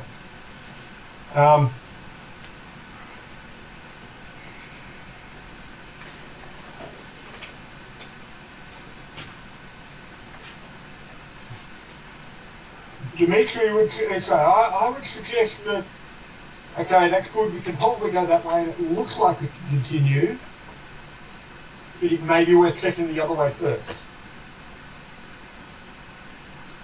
What we've seen of this labyrinth so far is it really lets you go backwards. That's true. That's true. In the fact that there's been no doors, no openings after, like, to come back the way we came. So if we went back across to the other room where the floor probably would collapse, but then and go round to the other door that would be equivalent to the door on this side with the Hawk's Head statues, we can see whether or not the whole thing is actually a mirror image, and that your passage that goes on ahead rather than to the doorway you saw may lead back into itself. But if we go the way you've already gone, we're unlikely to be able to actually get into what would be the equivalent of the Opposite room? The opposite, like, yeah, the Hawk's Head room from the side where you're viewing Kiki, I think, at the moment. So, does that make sense to people? Yep. I does. They say. Everyone just nods politely when Dimitri waffles on. Or impolitely. I'd like to think more politely than not. So is that the acting will happen? Next on the plan then? Yep. Okay. Does involve getting back down to that pit and then climbing back up again the other side, but I think we've worked out that's fairly easy to do now. As long as there's no shadows hitting the bottom there, or people trying to tightrope walk across them. No more tightroping for next time. Okay, I'm gonna make a coffee. I'll be back in a second, guys. Hang on.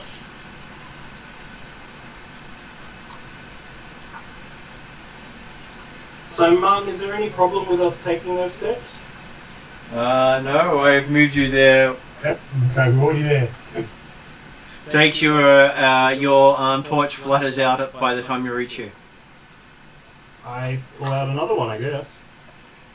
This means you've expended a torch. You've been down here at least an hour if you're slowly walking around looking at things. Yeah. I will take one off my inventory. Thank you. And again, Dimitri will listen at the door, not expecting to hear anything except possibly the whispers of death. Can you give me a perception roll? And sure enough, he didn't hear anything. Total of 12. Okay, you can hear some scratching on the other side of the door. Friends! Unlikely down here. Be ready. They're most likely bad. What we've seen down here, they're most likely dead. But still moving. You really have got a bit of a bias against dead people, don't you? When they move, yes. When they're scratching on the other side of the door, yes. So you open it? And so, assuming that people are ready to react, if something happens, then yes. Yeah, I ready my shiny sword. Okay.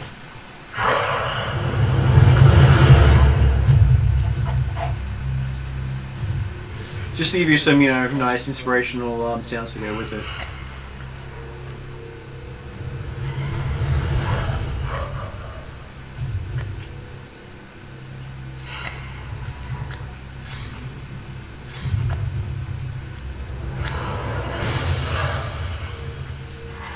So you if I actually have the right figures for it.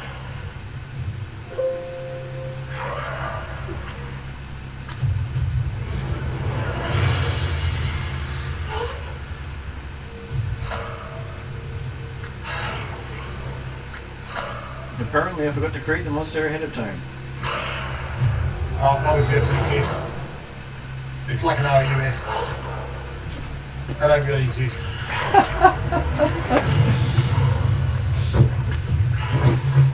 It always works well.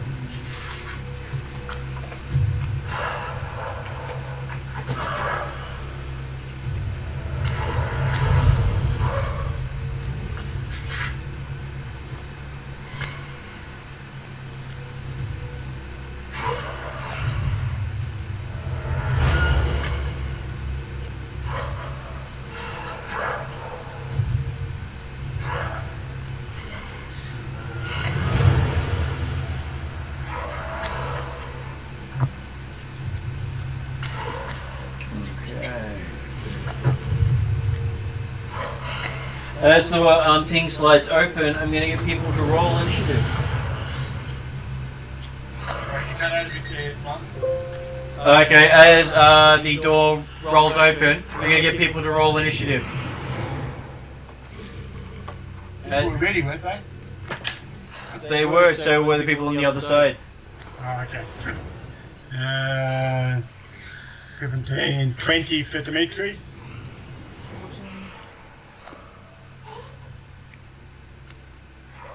14 for Raya. 11 for Kiki. Oh, sorry, 11 for Kiki. I'm back. Yep. And 13. 11 for Kiki.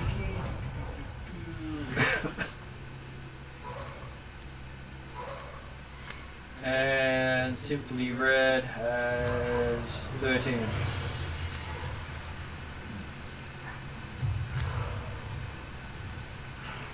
Okay, so apparently Willie's first, so he moves back so you guys can have a better chance of dealing with the problem. And it is Dimitri's go first. Okay, well, I guess keeping your hand on the sphere, holding the diamond, we'll use his other hand and go. What are we looking at? You are looking Take at his hand off to run away. rocking humanoid hawks by the looks of things. Rocking humanoid hawks. At least at a glance if you're not spending time looking. Oh, well, I'll see whether they burn and then I'll decide whether they're worth looking at. So Okay. I'll go a fireball. Caster check.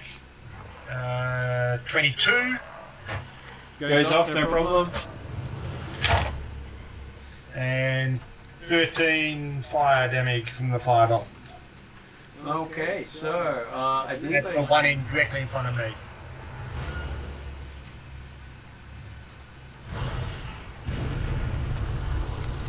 And I'll try and keep the pillar between me and it. so you said 13 damage all up. Yep. You hit it nice and soundly. Marvellous. Did it go up in smoke? It does not. It's still there. All good. And Rhea, what would Rhea like to do?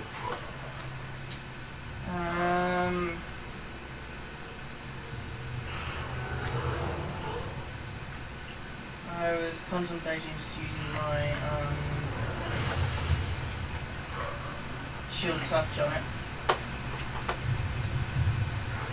I'm sure your chill touch, does that do necromantic damage? Yeah. I'm sure using that on what appears to be undead creatures isn't a bad thing. Oh, that's right. And particularly being chased by death.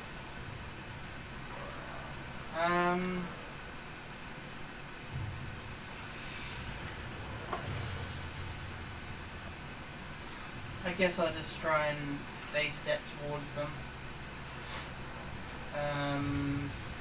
And you notice it doesn't work. Face step doesn't work anymore. Well, it hasn't worked since you've come down here. Oh, okay. Unless you use the artifact to channel through it. Remember, like, since you got to the hollow world, you haven't been able to face it.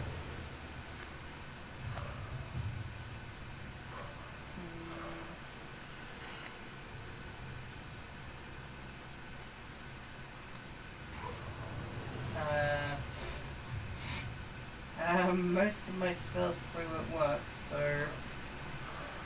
I guess I will just. It's about 15 feet from you.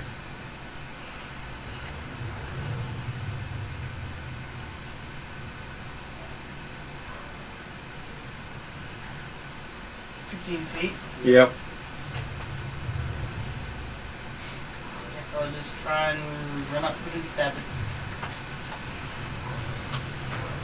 Technically, you can do that. You run up and stab. Give me an attack roll. Yep.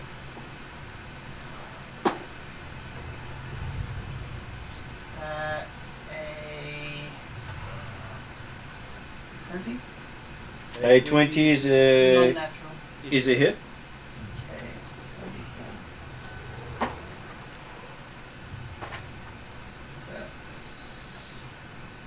that's 5 damage. 5 damage. Yeah, it's an no, it's not an obsidian dagger because that's the one I left. Because that one goes. You don't take it down, so you're forced to step backwards. Does it kick me out of its space, does it? No, you had to stand on top of in Dimitri's space to attack. Oh, okay, cool. Is there a space next to Dimitri? Yes, we're simply red standing. Oh, Ready to stab the one in front of him. so there are no free spaces left next to monsters? No, you didn't take it down. If you had taken it down, you could have taken its space. Fair enough, I'll just stay where I am. But as you move away, it swings at you because you leave its threatened area. Yep, And it misses, and the one next to it also swings at you, yep, hitting armor class 14. that hits.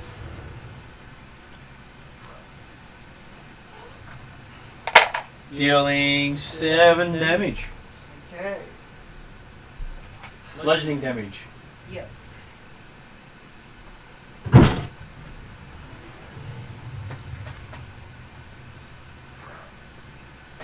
Okay, so that ends Raya's turn.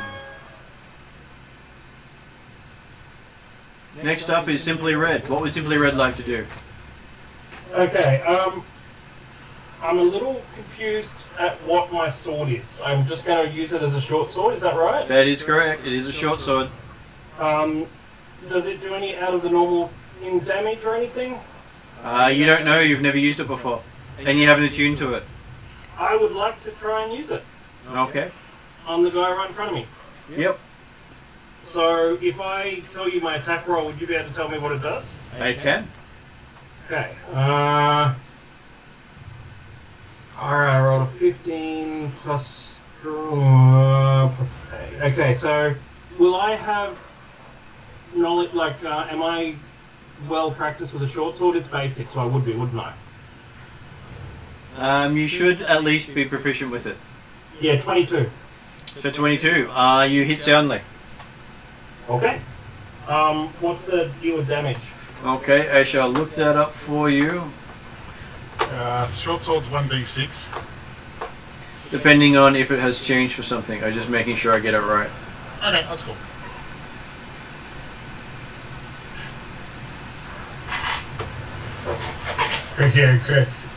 Yeah, the change the damage runs based upon proficiency skill with the weapon. Okay, so it is 2d4 actually. Okay. 5. Do I add my strength to it? You add your strength to it. So 9. The main difference being the fact that because the sword was made here, it's actually doing full damage as opposed to creatures being not affected by it. And then do I get a second attack? You can. Though, Jeremy, you do think that undead might not count as locals. Well, in this case, that's right. But Okay, so I roll again. Plus 19. 19's a hit. Okay, and then I roll You roll 6 on the dice. Oh, well, it's a 2 and a 4. Yeah. And then, so 10 all up.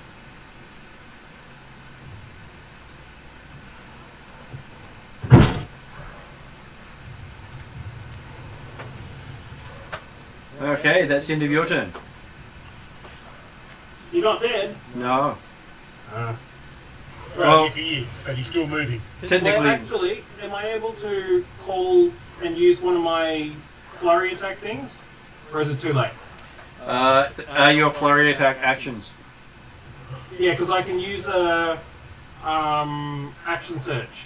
So it's a 5, haven't you got action surge each combat or something? Or is I that got one- short rest or whatever? I don't know. I want for a short rest, and I haven't used it in ages. So. Then yes, you can use an action surge. Alright, I'd like to use an action surge. Gives you 2 more attacks. Sorry? Gives you 2 more attacks. Yep. And I'd also like to use a combat maneuver Which called does? sweeping attack. So if I hit a creature with a melee weapon attack, you can expend 1 superiority die to attempt to damage another creature with the same attack. Okay. Effective at this stage. But it only takes the damage equal to my superiority die. So it That's doesn't okay. take like all the damage, if that makes sense. It So the does. question then is, which are you attacking is your first attack? The left one. That one. Yep. Good. Alright, so that's 20. That's a hit. So that's 8 damage to it.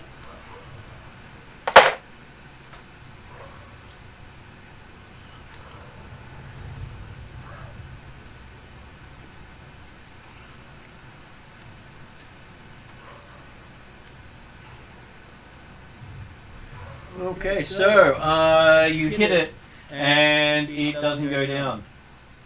Okay. And then I rolled a 4 for the superiority die, which means that the one on the right would take 4 damage. Same type as the original.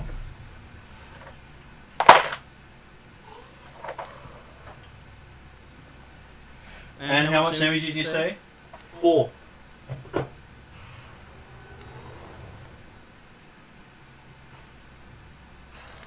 Okay.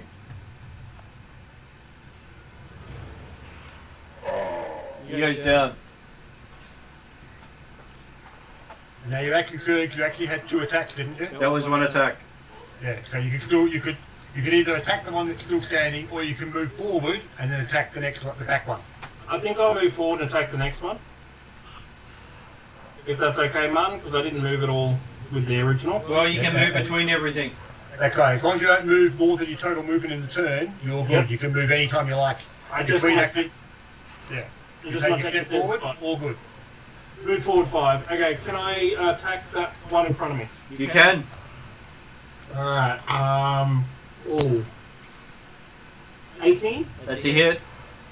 Okay.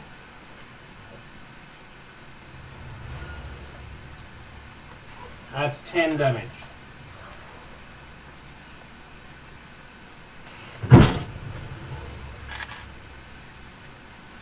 And that's your turn. Boy.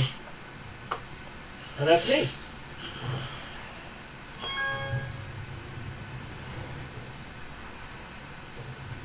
And apparently, is the guy you hit gets to go now. Of course it is. Ouch. Wow. No. Wow. Use. Can't you use superiority dice to dodge criticals or something? Yes, superiority dice. Whenever Martin rolls a red, tell him to piss off. Oh, So that apparently, rule's a bit more specific than I remember with the game. It's the new rules that just came out. You'll catch Ah, up. you are Martin mentioned, right, yeah. so it is quite a whopping 13 damage to you. Yeah, that should knock me down to what, 37? It is, but considering it's pretty much one-off maximum damage, it is not a bad roll. Okay, so apparently the dead guy is trying to go. You no go, dead guy. No. I just step on his head. And it is now Kiki's turn. Kiki would like to move forward one. And would like to cast Sacred Flame on the one that's in front of Jeremy. Okay. That's a evocation spell. Yep. And give me a caster check. Okay, what do I need to roll? D20 normally. You can use a D12 if you feel like it. But Or even a D4 if you prefer. Okay. Do I need to add anything to that at all? Or just Yes, you add do. your spellcasting. spellcasting modifier? 16 total. 16 total, your spell goes off. Okay, so they need to do... Refresh my memory on this one. Dexterity saving throw against my DC. Yep. It's a DC of 15. They fail. They get 2d8. Both of them have to do it.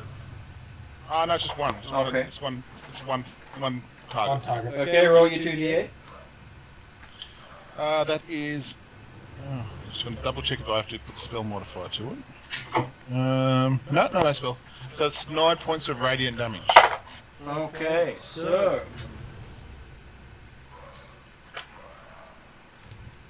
Okay, so radiant damage, he doesn't actually get the saving throw on that one. And he goes down. Shh. A burning.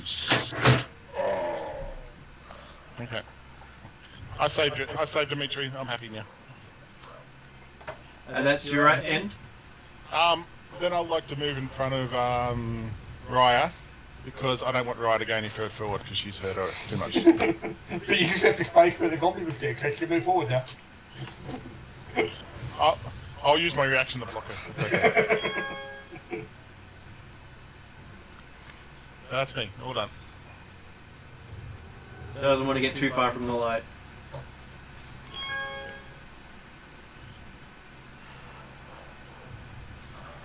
Same issue. Yep, all good. Right, so I mean the light goes back to that column fairly effectively at the moment with 30 feet. They're 5 foot passing boxes, aren't they? They are 5 foot boxes. Yeah. And typical plowman's not doing anything as usual. Hard to get a good barbarian these days. Yeah. I'm sure you can talk to him about it later. I will give him a lot of grief about that one. I'll just say how much we enjoyed all the combat that we had. Yeah. And then you just started to sit back and watch. Didn't even critique. No. Just tell him nasty save the day, that'll piss him off. Oh, I'll even do that then. Okay. No. I'll tell him the Tiki saved the day. Yeah. That'll even piss him off more. The cleric without any magical weapons. And it is Dimitri's go. Okay, let's try another 5-volt then at the one that's still moving. 15. If for a cantrip, I think that's still enough, isn't it? That is enough. If it's 15 plus Spell spell level. level. Good. Yep. For 11 points of fiery damage. Okay.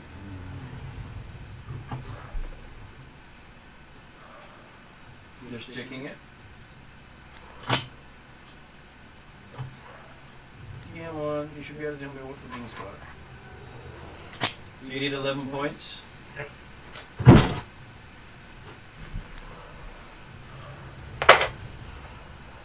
And it dies. I know it did. Oh, it Stop you know moving. it stops moving Cool. and crumbles to dust, as all three of them do, because you every time you destroy undead, you normally destroy their Don't bodies. get up again. Yeah. It's just amusing being zombies. They have a chance of recovering every time you hit them. Yeah. Is that why you kept rolling? Yeah. And that's why, effectively, they would look like they were completely filled with red, but they was actually still running around. They just didn't know they were dead. So basically, what happens is whenever you strike a zombie to below 1 hit point, the damage that it struck is added to 5, and that's the DC for its Constitution saving throw. If it makes that, then it's still on 1 hit point. Right. No matter how many times you hit it, unless you hit it with radiant or a critical hit. Which is why your sweeping attack didn't actually take it down. Like, it would have been enough damage-wise, but it rolled the saving throw, so it stayed up. So, Usually the one that did less damage actually took it down because it rolled too low. it rolled more poorly, yeah. So. Okay, well, so Dimitri will keep his hand on the sphere and holding the diamond and say, okay, well, you want to see what these statues are? Are they the same statues? So as I move people into this room, apparently I will end combat, then we'll move people into that room. Well, we could move in initiative order, but they'll be pretty slow.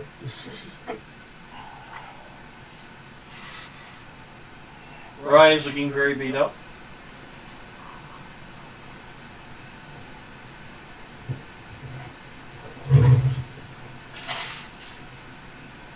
Oop, sorry, you haven't got in yet. Just gonna put you on the edge. Yep. So, this one looks identical to the room on the other side, except that these statues have all been pushed over. Oh, the zombies have been vandals, have they? They're very much been vandals.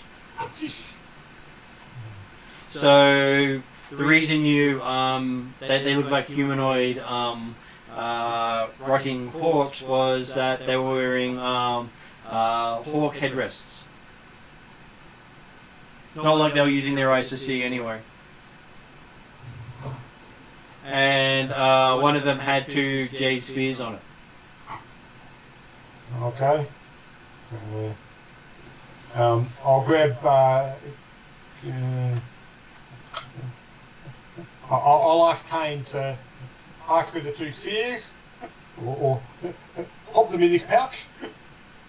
If no one's going to use them, could I possibly have them as long-range weapons? The spheres are what we use to open the doors. Oh, right.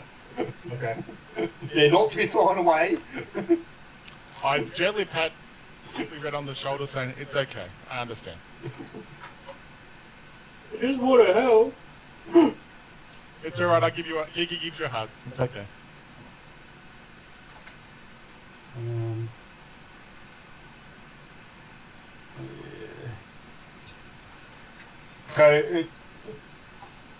So these zombies were wearing hawk head dresses, were they? They were, yes. In good condition? No. In bad condition. Okay.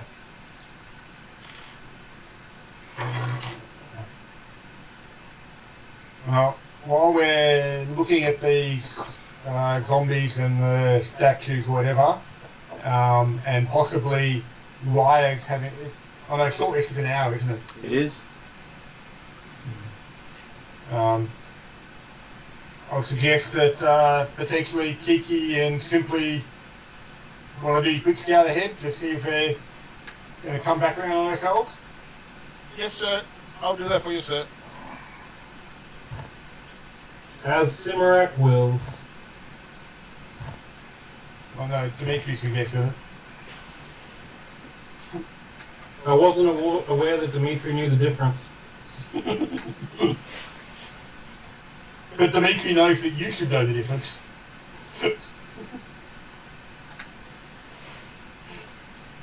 Okay, so you see that the ground is collapsed in front of you. Oh. And that there is a pit down there. Oh, I would like to do perception check. Yeah. I got a 16 again. That's the third 16 in a row with perception checks. Okay, so you can see the shadow of Nasty and the flickering of his torch in your face as you're looking over the top of him. I just go, and that's all I go. So, yeah, okay. That's all I'm saying. And there's this slight smell of burnt hair. But the torch is burning his head, yes, I understand. Well, no. When the torch is burning your head, because you're looking over the top of it. Oh,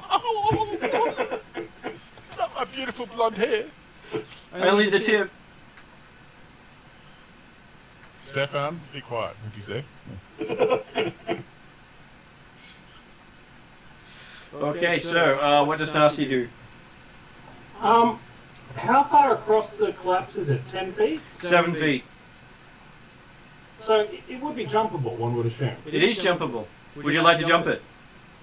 I'm considering it. Can I see anything on the other side that's dangerous, or? Yes, there's this thing called dreaded stone floor. That is very dangerous. Okay, Often appears at the base of gazebo. this is true. I would like to try jump across, because I've still got pittance and a rope. Okay, give me a athletics check as you I'm assuming you do a run up, Yes, or do you just try to leap across from where you are? run up. Okay.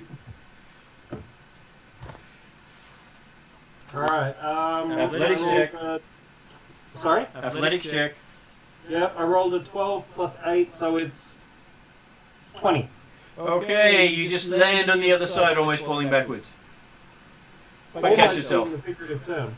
That's right, yep, you made the other side. It was a perfectly judged leap, no wasted effort. You made it. And can I go back and perhaps look at whether we can put a pit in there? Not really. There's no way to put the pit in safely. Alright. And can I lean my head out? I don't want to step in, but lean out and just look to the right and see what... Oh, there's a pillar there. Okay, cool. Thank you. All good. Okay. But I the point tell is that Vicky to go back and tell what just happened. Okay, I go back and I say, I burnt my hair, and then I talk about what happened. Okay. Nasty's last leap. Oh yeah, Nasty, you leaped across the other side. He said, you should be right to go across. so you're saying that it's another room, but this room is where the floor is collapsed, like we had in the room across the other side. Yes, we did. Yes, yeah. And beyond that room, the corridor continues and joins up with the corridor that you saw the first time. I don't know yet because I don't think he's gone that far yet. Hang on, one minute. I'll go back. I'll go back up. I go tell, hey Nasty, do you want to check what's down the corridor for me? No. And then I go back to Dimitri, and I tell Dimitri, he was very rude and he said no. Is that good enough? I will check for you. I know, but before you So, go, the Dimitri response will be right. So you're suggesting then that we should go backtrack and go around the way we know goes forward to a door. no. I think we should go check. Can I go check, Martin? You can go check. Do you wait until they come back and tell them that you're checking? No, I just... Go around the corner. Why not? Go on, keep going, and go... Oh, this is back where we were. Right, okay. Now can I go back to the gap and explain that this is the other corridor? So yeah, so we've now proved that the Okay, you come back and there's no one there. I will wait. And then I go, oh, hang on, I've got to go see him. And I go back around up again. Okay, so you come up around to go find him and there's no one there. Well, I'll wait a little bit longer because I'm assuming he must be being a smart ass and not doing what I tell him to do in the first place. How long will you wait? well, with this group, Ryan gets the short rest. Well, I'll wait. Oh, there he is. Okay. Yeah. I was going to say wait a Wood Elf song, but I don't know how long a Wood Elf song goes for. It never stops. Okay, there you go. I'm sure you've sung one that's lasted more than a year. I think I've done that part previously. Oh, go back. What'd you find? It leads us back to where we were originally when we went across. You know, we found that pillar on the... Oh, yep. Okay, I'll go tell Dimitri. Get his you. ass moving. Okay, I'll go back down and tell Dimitri. Yeah, it goes next to that pillar that we saw last time, so you can come this way. Come on, Dimitri. Come on. And then while I'm doing that, I'm looking at Rhea if Rhea's around. Yep. Yeah. Does she want to heal? Rhea's currently sitting in a corner looking quiet. Okay, Rhea doesn't want to heal then, that's okay. Apparently she might be pouting. Okay. He might be pouting. Well, I understand that. He was a bit upset last time I touched him on the shoulder. That's okay, you touched the wrong spot, I'm sure. Yes, I get a bit touchy-feely sometimes. Yeah. Martin, Yep. while we're waiting, going back and forth there, and Dimitri will, staying outside the door, like outside the room, he'll put a second and third stone or sphere into the pillar Yep. and take his hand off and make certain after 5 minutes the door's still open. They're still open. Yep, okay. So, because we've now got a total of 7, haven't we? I think you came down here with 3 and you found 4. Yeah.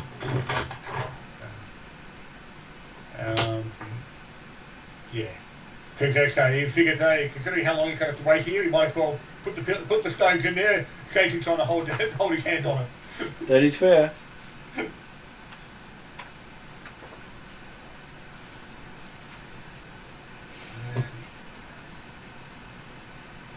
Okay. It also then means we've now got 3, and we've got fair chance nothing's behind us. Yes. Dimitri's planning on leaving the 3 in the pillar there for the time being, so we can still backtrack if needed before the group goes forward to the next door, where he can look to listen at the door and then see if there's and then put a sphere into it, assuming we can get there without any issues. Well, considering you won't be going back anyway, considering half the places you're blocked off, do you want to leave 3 stones here? He's not actually leaving them permanently at this stage. The idea is he's leaving them just as a backup. He's got 4 to work with at the moment, so he can go and open the next door, see what's there, see how much further he's got to go, and then come back and collect them if it's looking like, well, yep, there's no way to go forward. Or hey, yep, this is the only way to go, so we might as well grab what we can and come back and then go for it. So he's not actually planning on leaving 3 of them permanently. He just wants to have that backtrack available if something comes running out of that room and we've got to escape. So he'll go back with the support of Klarman or Lawrence or someone like that to help get in and out of the pit. Okay, so first time you're in the back end corridor. Mm-hmm. And so, is Dimitri happy that it actually fits the description they gave? It does. You can actually see the footprints of all the others coming from both sides. Whew. He thinks to himself, gee, that's a surprise. They actually accurately described. You didn't say that out loud, I hope. As I said, he thinks to himself. That's okay, I'll just check with that one.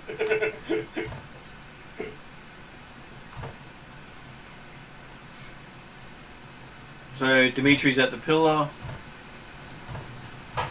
Right, so we'll go to the door first and listen and see if you can hear anything, but let's say not necessarily expecting to.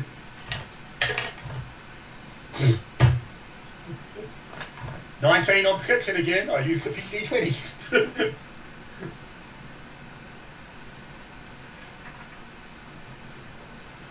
Okay, you hear a voice in your head going, "My robe, my robe."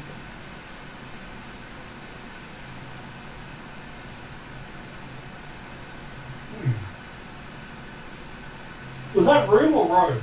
Robe, R-O-B-E. Right. Okay. And I assume only Dimitri heard that as well? At this stage. I'm sure everyone else will hear voices soon. Oh, cool. Okay. Kiki loves voices. Only one voice? Only one voice. And as long as you've got your head against the door, you keep hearing the same words over and over again. Okay. Dimitri will say, it sounds like someone's on the other side that appears to have lost his clothes. Oh my god, Kiki says. She starts getting the blanket out ready just to cover him. Cover it. A bit concerned that that's their main concern. But yes. Well, obviously the pillar's a bit further back on this one, so Dimitri, there's room for people to be ready on the other side of the door if people want to act. When Dimitri opens it.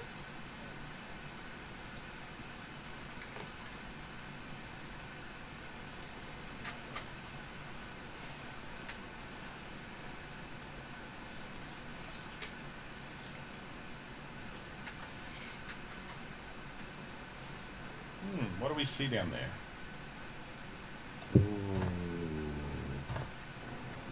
Ooh. Okay, Yes. so this room is about 15 foot high. All the statues have their mouths wide open. A 10-foot rope ladder leads from each mouth to a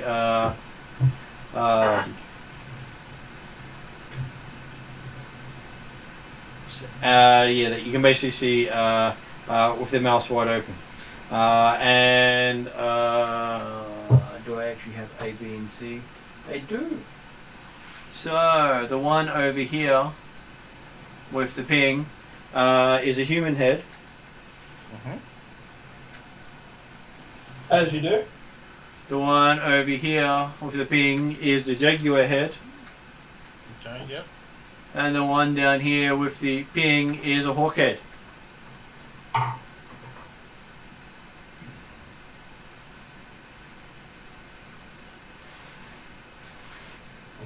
Can I roll a religion roll? See if I would recognise these statues and what they might represent. And hopefully at the same time, Simply's rolling a perception roll to see if there's actually anything coming at you of these statues. Well, That's a 14. that's a 6 on religion. Oh, so you spot the thing coming towards you, and Oh, sorry, I'll leave Dimitri there. Move the others into the room. Just so they're not all at the back.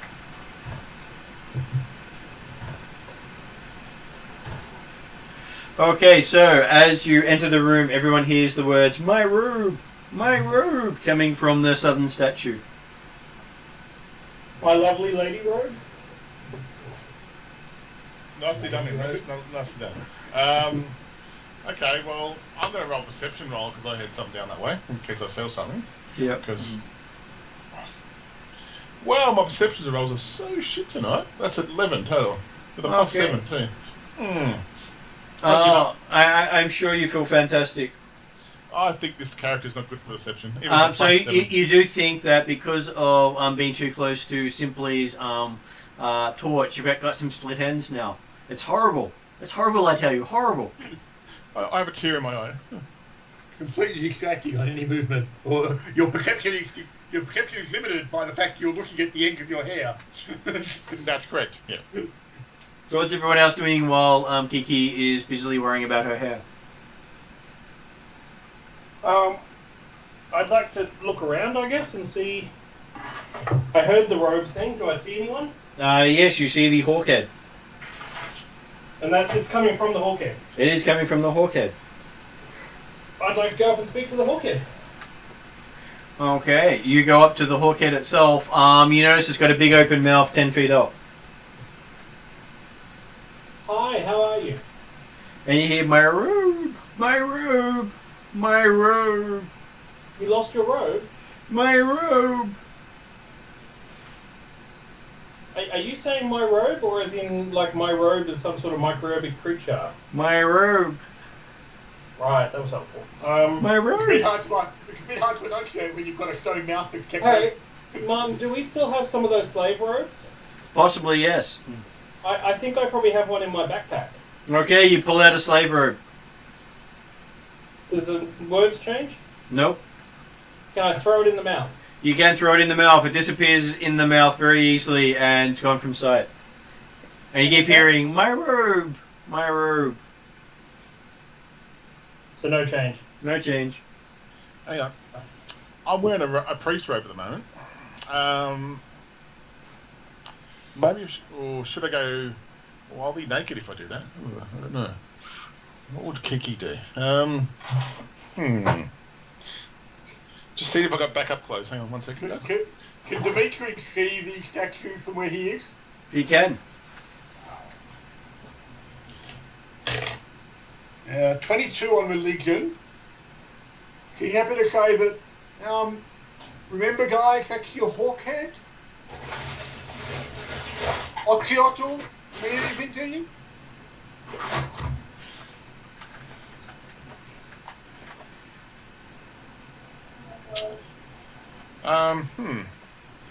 He probably doesn't want to, the god Oxyotl probably doesn't want a slave's robe.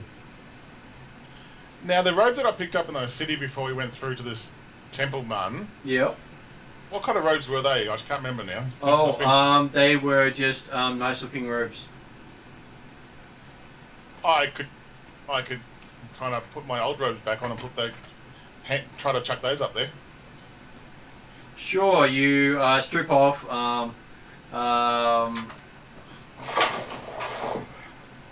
rush over to Red and toss your robes in. Yep. Does Red help you strip off?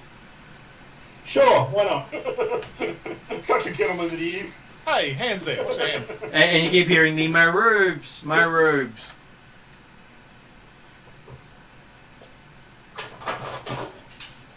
Where are your robes? I yell out. My robes, my robes.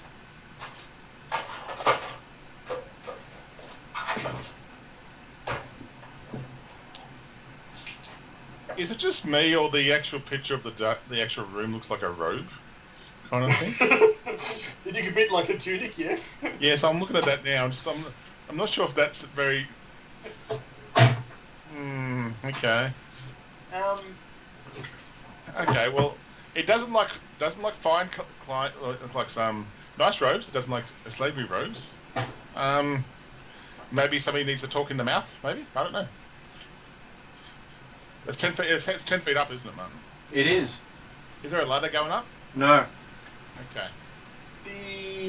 You mentioned that the zombies had hawk's head dress, didn't you, Martin? They did. They were pretty much dressed in hawk-style clothing. Oh, so it wasn't just headdress. It was the main thing that made you think hawk humanoid was the whole body was done out as a hawk. Right. Dimitri will suggest, hey guys, Yeah. you know those zombies that were dressed as hawks? Yeah. That's possibly the sort of ceremonial priestly robe that the hawk god Oxyotl might like. Okay. Well, I'm happy to go back and pick up a couple of robes if Martin's happy with that. Okay, so you head off before or after you get dressed. Well, I put my other priest robes on, and I tell Simply Red to look the other way. The soldiers don't look the other way because they're soldiers, and I'll head back to the room where those the robes were. Okay, so you grab those and come back. Well, Dimitri will tell you as you go past, take Plumman or a couple of the guys with you, because remember, you don't want to jump down to that pit and then out again without help. Okay, I'll take Plowman because Plowman's very good. He's strong. Aren't you, Plowman? I test his muscles out, and he gets very upset with me. So. There's a slap. And I said, "Ooh, hang on. Did that do damage?" Sure. From Plumman, probably. You look at Hickey's kind of look goes from a nice, happy-lucky look to a very angry kind of ferocious look, and she goes and walks away. So, I thought I'd ask that, Martin, just in case. That's all. Well, anyway, I've gone to go get the robes, and I've come back. So it takes you about 10 minutes to get there and back. Okay, I'll do that with Plowman, and Plowman helps me up and down and all that. And then I'll go. What do you reckon we chuck it in the mouth, Dimitri? Or possibly throw it over its shoulders. It's a 15-foot tall statue with a big mouth. It might be a bit too big to put over the statue, I'm thinking. We've got two robes, so I'll put one robe, I'll put in its mouth, and see what happens. Okay, you still hear the words, my robe, my robe. The second one, I'll try to dress the statue with the robes, see if that helps out. Still says, my robe, my robe. I'm just looking back at Dimitri going, huh?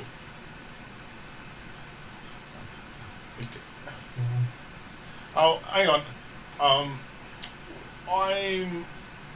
I asked Plowman to come down, so I sit on stand on his shoulders. Would I be able to see into the mouth that way? Okay, so you stand on his shoulders. Yep. Looking into the mouth, you can see that there are about 4 robes stuffed in the mouth. Do I see anything else in there? I know there's 4 robes stuffed in the mouth at the moment. 4. The ones that have been thrown in there in the last 10 minutes. Hang on, we've done 1, 2, 3. We've only done 3. You sure you've only done 3? I thought you threw in 2 lots. Oh no, I did 1. I tried to dress the actual character. So 3 lots in the mouth then. Okay, cool. I'm disappearing for 2 minutes, guys. I'll be back. All good. Okay. Dimitri will again, while they're playing around with this, put in another 2 spheres, Yep. take his hand off, and make sure that the door stays open for the time being. It does stay open. He'll give it 5-10 minutes or something while continuing to walk, thinking in disbelief, thinking, "What the hell are these guys doing?" Anyway, I'll pull all the robes out of the mouth. Yep. Must be a good thing. And then I slowly get down, thanks to Plowman. So, give me a perception roll. Okay. Woohoo! First one all night. 25. Okay, when you pull out the last robe, you notice that there's an opening that you're blocking with the robe that has a ladder going down in the mouth. Oh. Okay. I'll wait for Dimitri to come back and tell him, hey, there's a ladder in the mouth there which goes down. Well, he's just standing there. So, You never left. Okay. Would you like me to go down and check it out? Can you see what's down there? Okay, I'll go Before back. you climb in? I'll go down. Can I somehow using my light? How far can I see down that? Okay, you ladder? can see that the ladder goes down about 10 feet, Yep. and you can see a chamber below. And lying motionless on the floor is a skeletal image that keeps mouthing the words, "My robe, my robe." And Okay. I will. I'll try to go. Excuse me, Mr. Skeleton Image, sir. Where are your robes? We can find the robes for you if you'd like.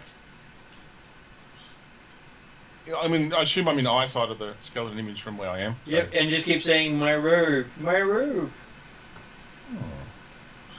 And it's just like a ladder down, and there's just a little hovel kind of thing. Is that right? It looks like a meditation chamber.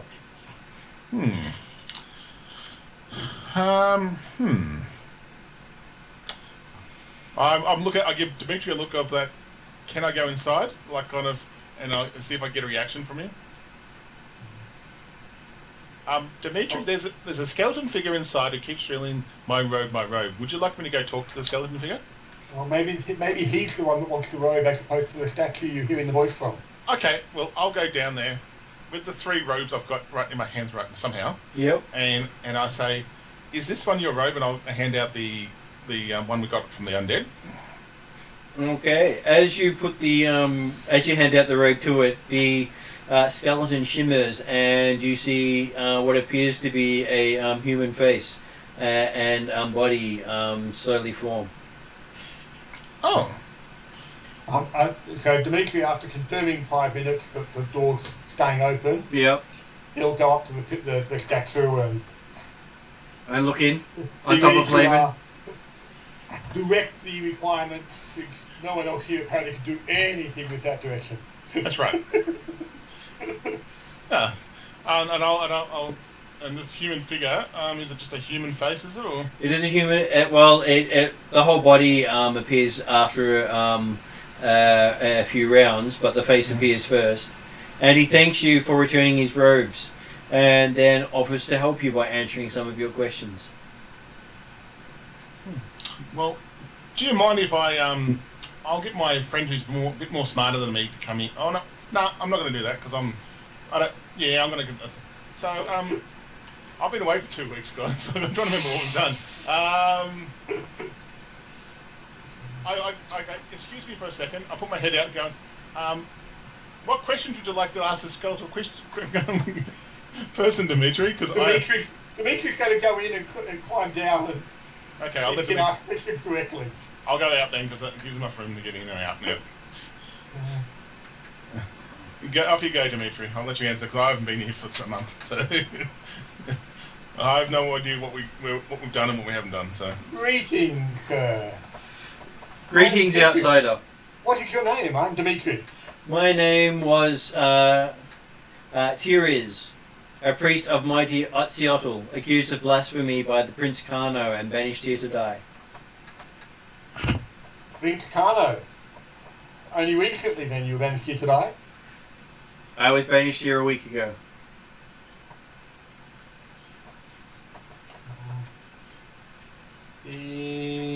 So, do you know, where did Prince Karno come from? He's also an outsider.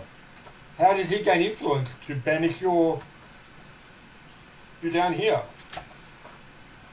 Speaking as Atziotl, and speaking out against all clerics who did not follow Atziotl. I'm back. He just knew everyone who didn't follow the right god.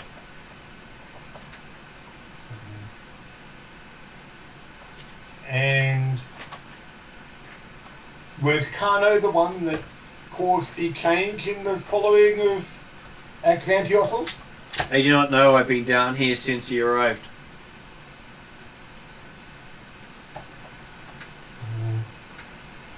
But he talked of a great rite that those who couldn't use the magic of the gods were obviously meant to be sacrificed to help power. Well, seemingly he's been doing a lot of sacrificing and a lot of power gathering since your banishment down here. There's been running sacrifices that have caused a great shadow up to the sky. Do you know anything of that? Well, all he knows is that Nightwale is a euphemism for the destruction of the world. Prince Karno is using the mental energies of his victims to power the smoking mirror. If unchecked, the smoking mirror will corrupt and destroy the world. Dimitri will call up the thing to yelling out to Raya. Did you hear something about smoking mirror and Night Whale? Something whale mirror? Smoking mirror. Did you hear something about smoking mirror and Night Whale? Yes. Raya confirms. Right.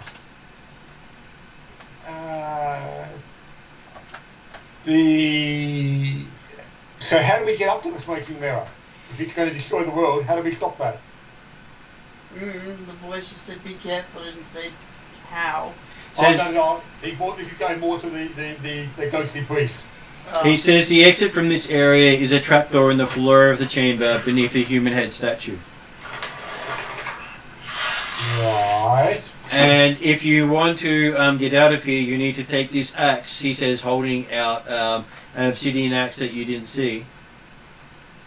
Ooh, okay. Look for a fountain of black glass. Smash the glass with the axe. The fountain of black glass? And Yeah. where would we find this black glass? Below, further.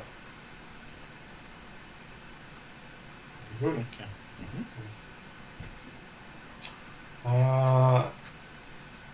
Is there anything we can do to ease your burden down here? You already have.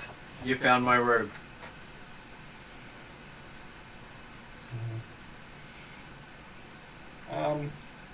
Is there any way that we can return the beliefs of Oxyotl to the Axcan people? Remove the smoking mirror and the goblin.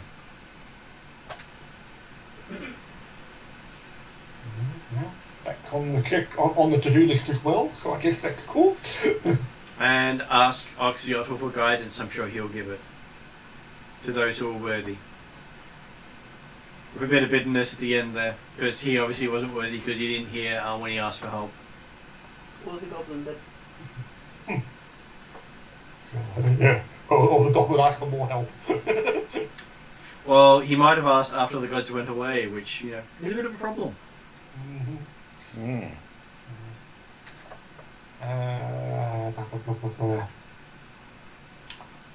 Have you seen any other outsiders come here recently? The Goblin Kano came down with at least 2 others. No, I only saw the Goblin Carno here. Wish I could tell you more.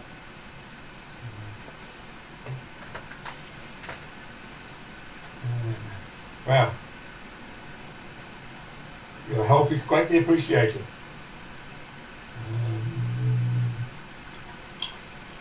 How far down does this labyrinth go? Is there a way out at the bottom? Yes, through the Pyramid of Otziotl. Are we not in the period of Moxionotl? You're in the Pyramid of Xantiotl. Okay. Built around the Pyramid of Otziotl. Right. So we've actually got to get to the bottom to get to the bottom. Yes.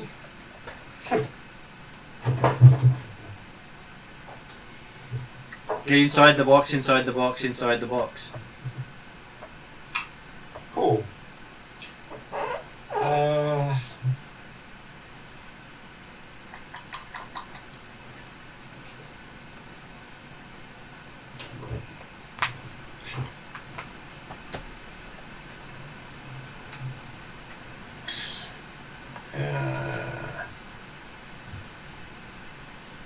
The Goblin Carno was working with some. Do we actually decide? Do we decide they were actually shadow elves? Is that what we're calling them? Scattenelfen is what you know them as? Yeah. Was working with Scattenelfen. Are they? Does that make sense that they would be helping a servant of Xantiotl? He says that does not make sense. They both serve at Xantiotl, but they hate each other.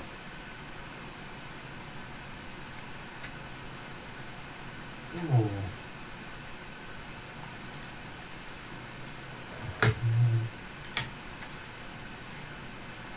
So they refer to them more as the Burnt Elves than the Scattenelfen.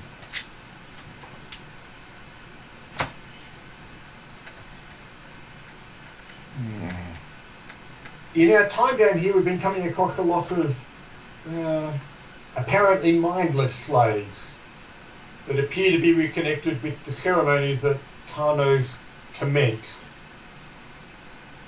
If you were not there for that, I'm assuming that those mindless slaves were not something you were part of the culture previously? They have the ability to take the mind from the body and use it to power some of their ceremonies. So that was something that the Axcan were doing prior to the influence of Carno? Yes, but once a year. Yeah, well, a lot more than once a year at the moment. More like once a turning, or whatever they're using the term for day.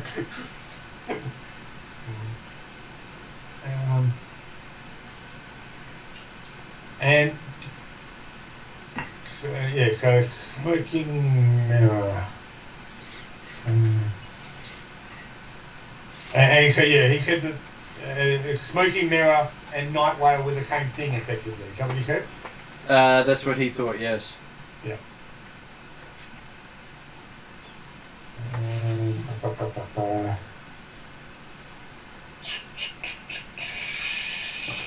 Yeah, I can't think of any more questions. Do you want us to leave you as you are, or can we end your suffering? His suffering has ended. When you leave this room, his spirit will leave. His task is done. I wish you peace in your next journey.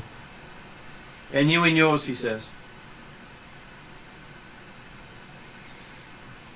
Okay. I shed a tear. Okay. Tiki again. My tear ducts were burnt off in the fire. Oh, I'm going to give Simply Red a hug because I have to. And when you finish the hug, you turn back and the spirit is gone. Oh. Which unfortunately is just I had one more question. I thought, do you know if we're lucky to meet anyone else down if we go down? But not to worry. Yeah, okay, well, Dimitri will so there's an axe there, or he'll grab the axe and ice it up. We'll have a look around and make sure there's nothing else that we didn't notice when we first came down. So it's an obsidian battle axe. Okay. And there was the human head, isn't it? Yeah, we have to go down. Okay. Yep. Does anyone look down the panther head? Well, I gotta say, okay, now that we know there was a passage down that one, and there's a passage apparently under the human head, I would have said it was worth looking in the panther. I'll let you do that one because I have a bad feeling. Okay. Dimitri will certainly have a look at the panther statue and see if there's a passage down into it as well. Dimitri does remember that the panther statue is a symbol of Otziotl. Atzantiotl. Atzantiotl, yep. So, And there is a passage. There is a meditation chamber down there as well. okay. Looking from the top, does it look like there's anything in there? Does not look like there's anything in there from the top. But I'm guessing to have a look through that, you probably had to climb into the mouth anyway, so it's already in the mouth of the jaguar, is that right? What was that? So the able to look down the passageway, I guess he probably had to actually at least put his head, if not his upper body, into the mouth of the jaguar. He would. Does he pretend he's been bitten? I don't think I need to pretend that at all. Ooh, I'm stuck. Help!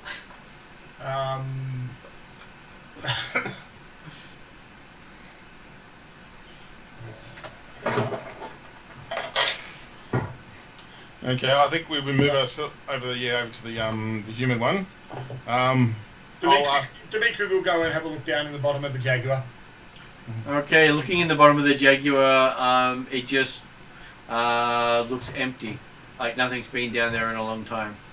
Okay. Okay. Take another look, but then come back up again.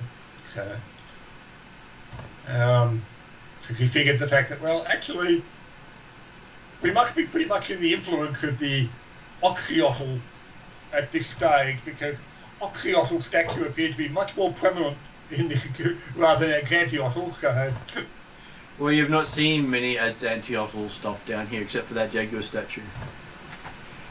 well, and the modified writings and references on the doors or whatever it was in the room we saw up above. So, yeah. Okay, so you So find. looking down the human statue, what have we got? You see that there is a chamber full of dust. You didn't see any dust in the other one. And when you jump down there, you're able to scrape away some of the dust and find a hatch. Right. And with a bit of pulling, with a lot of strength people, you eventually get it open. Okay. And what do we see when we look at the in the hatch? It drops down and comes out to a stairwell, which then spirals down further. Okay.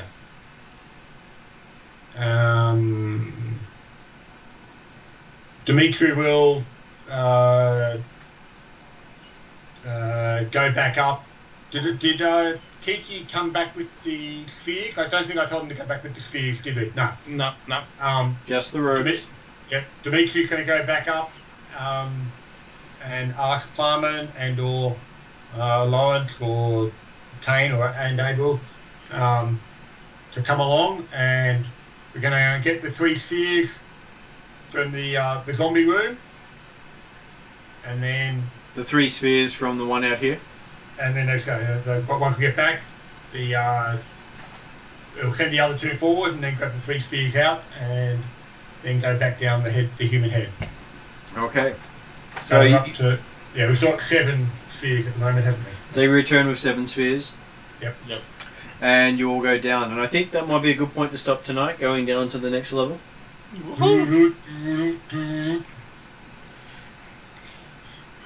I'll let Stefan work out next game if he wants me to heal him. So. Just so you know, the map actually seems bigger than this map. Or possibly if we want to take a long rest before we headed down would have been probably more logical, but not a long rest, a short rest, so he can at least use his hit dice. That's true. So, Well, we can sort that out next session either way. yeah, we'll work it out. Yeah, that's all good. Oh well, thank you very much, guys. Thank you. Thank you. Go too. Have a great night, all. All good. Have a good night. And Bye-bye. I'll catch you all later. hopefully you'll hear from Dave to say that whatever it was that held him up was under control eventually. So, I'm sure we will. Basically, if he didn't get on, he probably just got held off. yeah, exactly. Okay, have a good night all. Thanks very much. Catch you next week or the week after. No problem. Catch you later. Bye.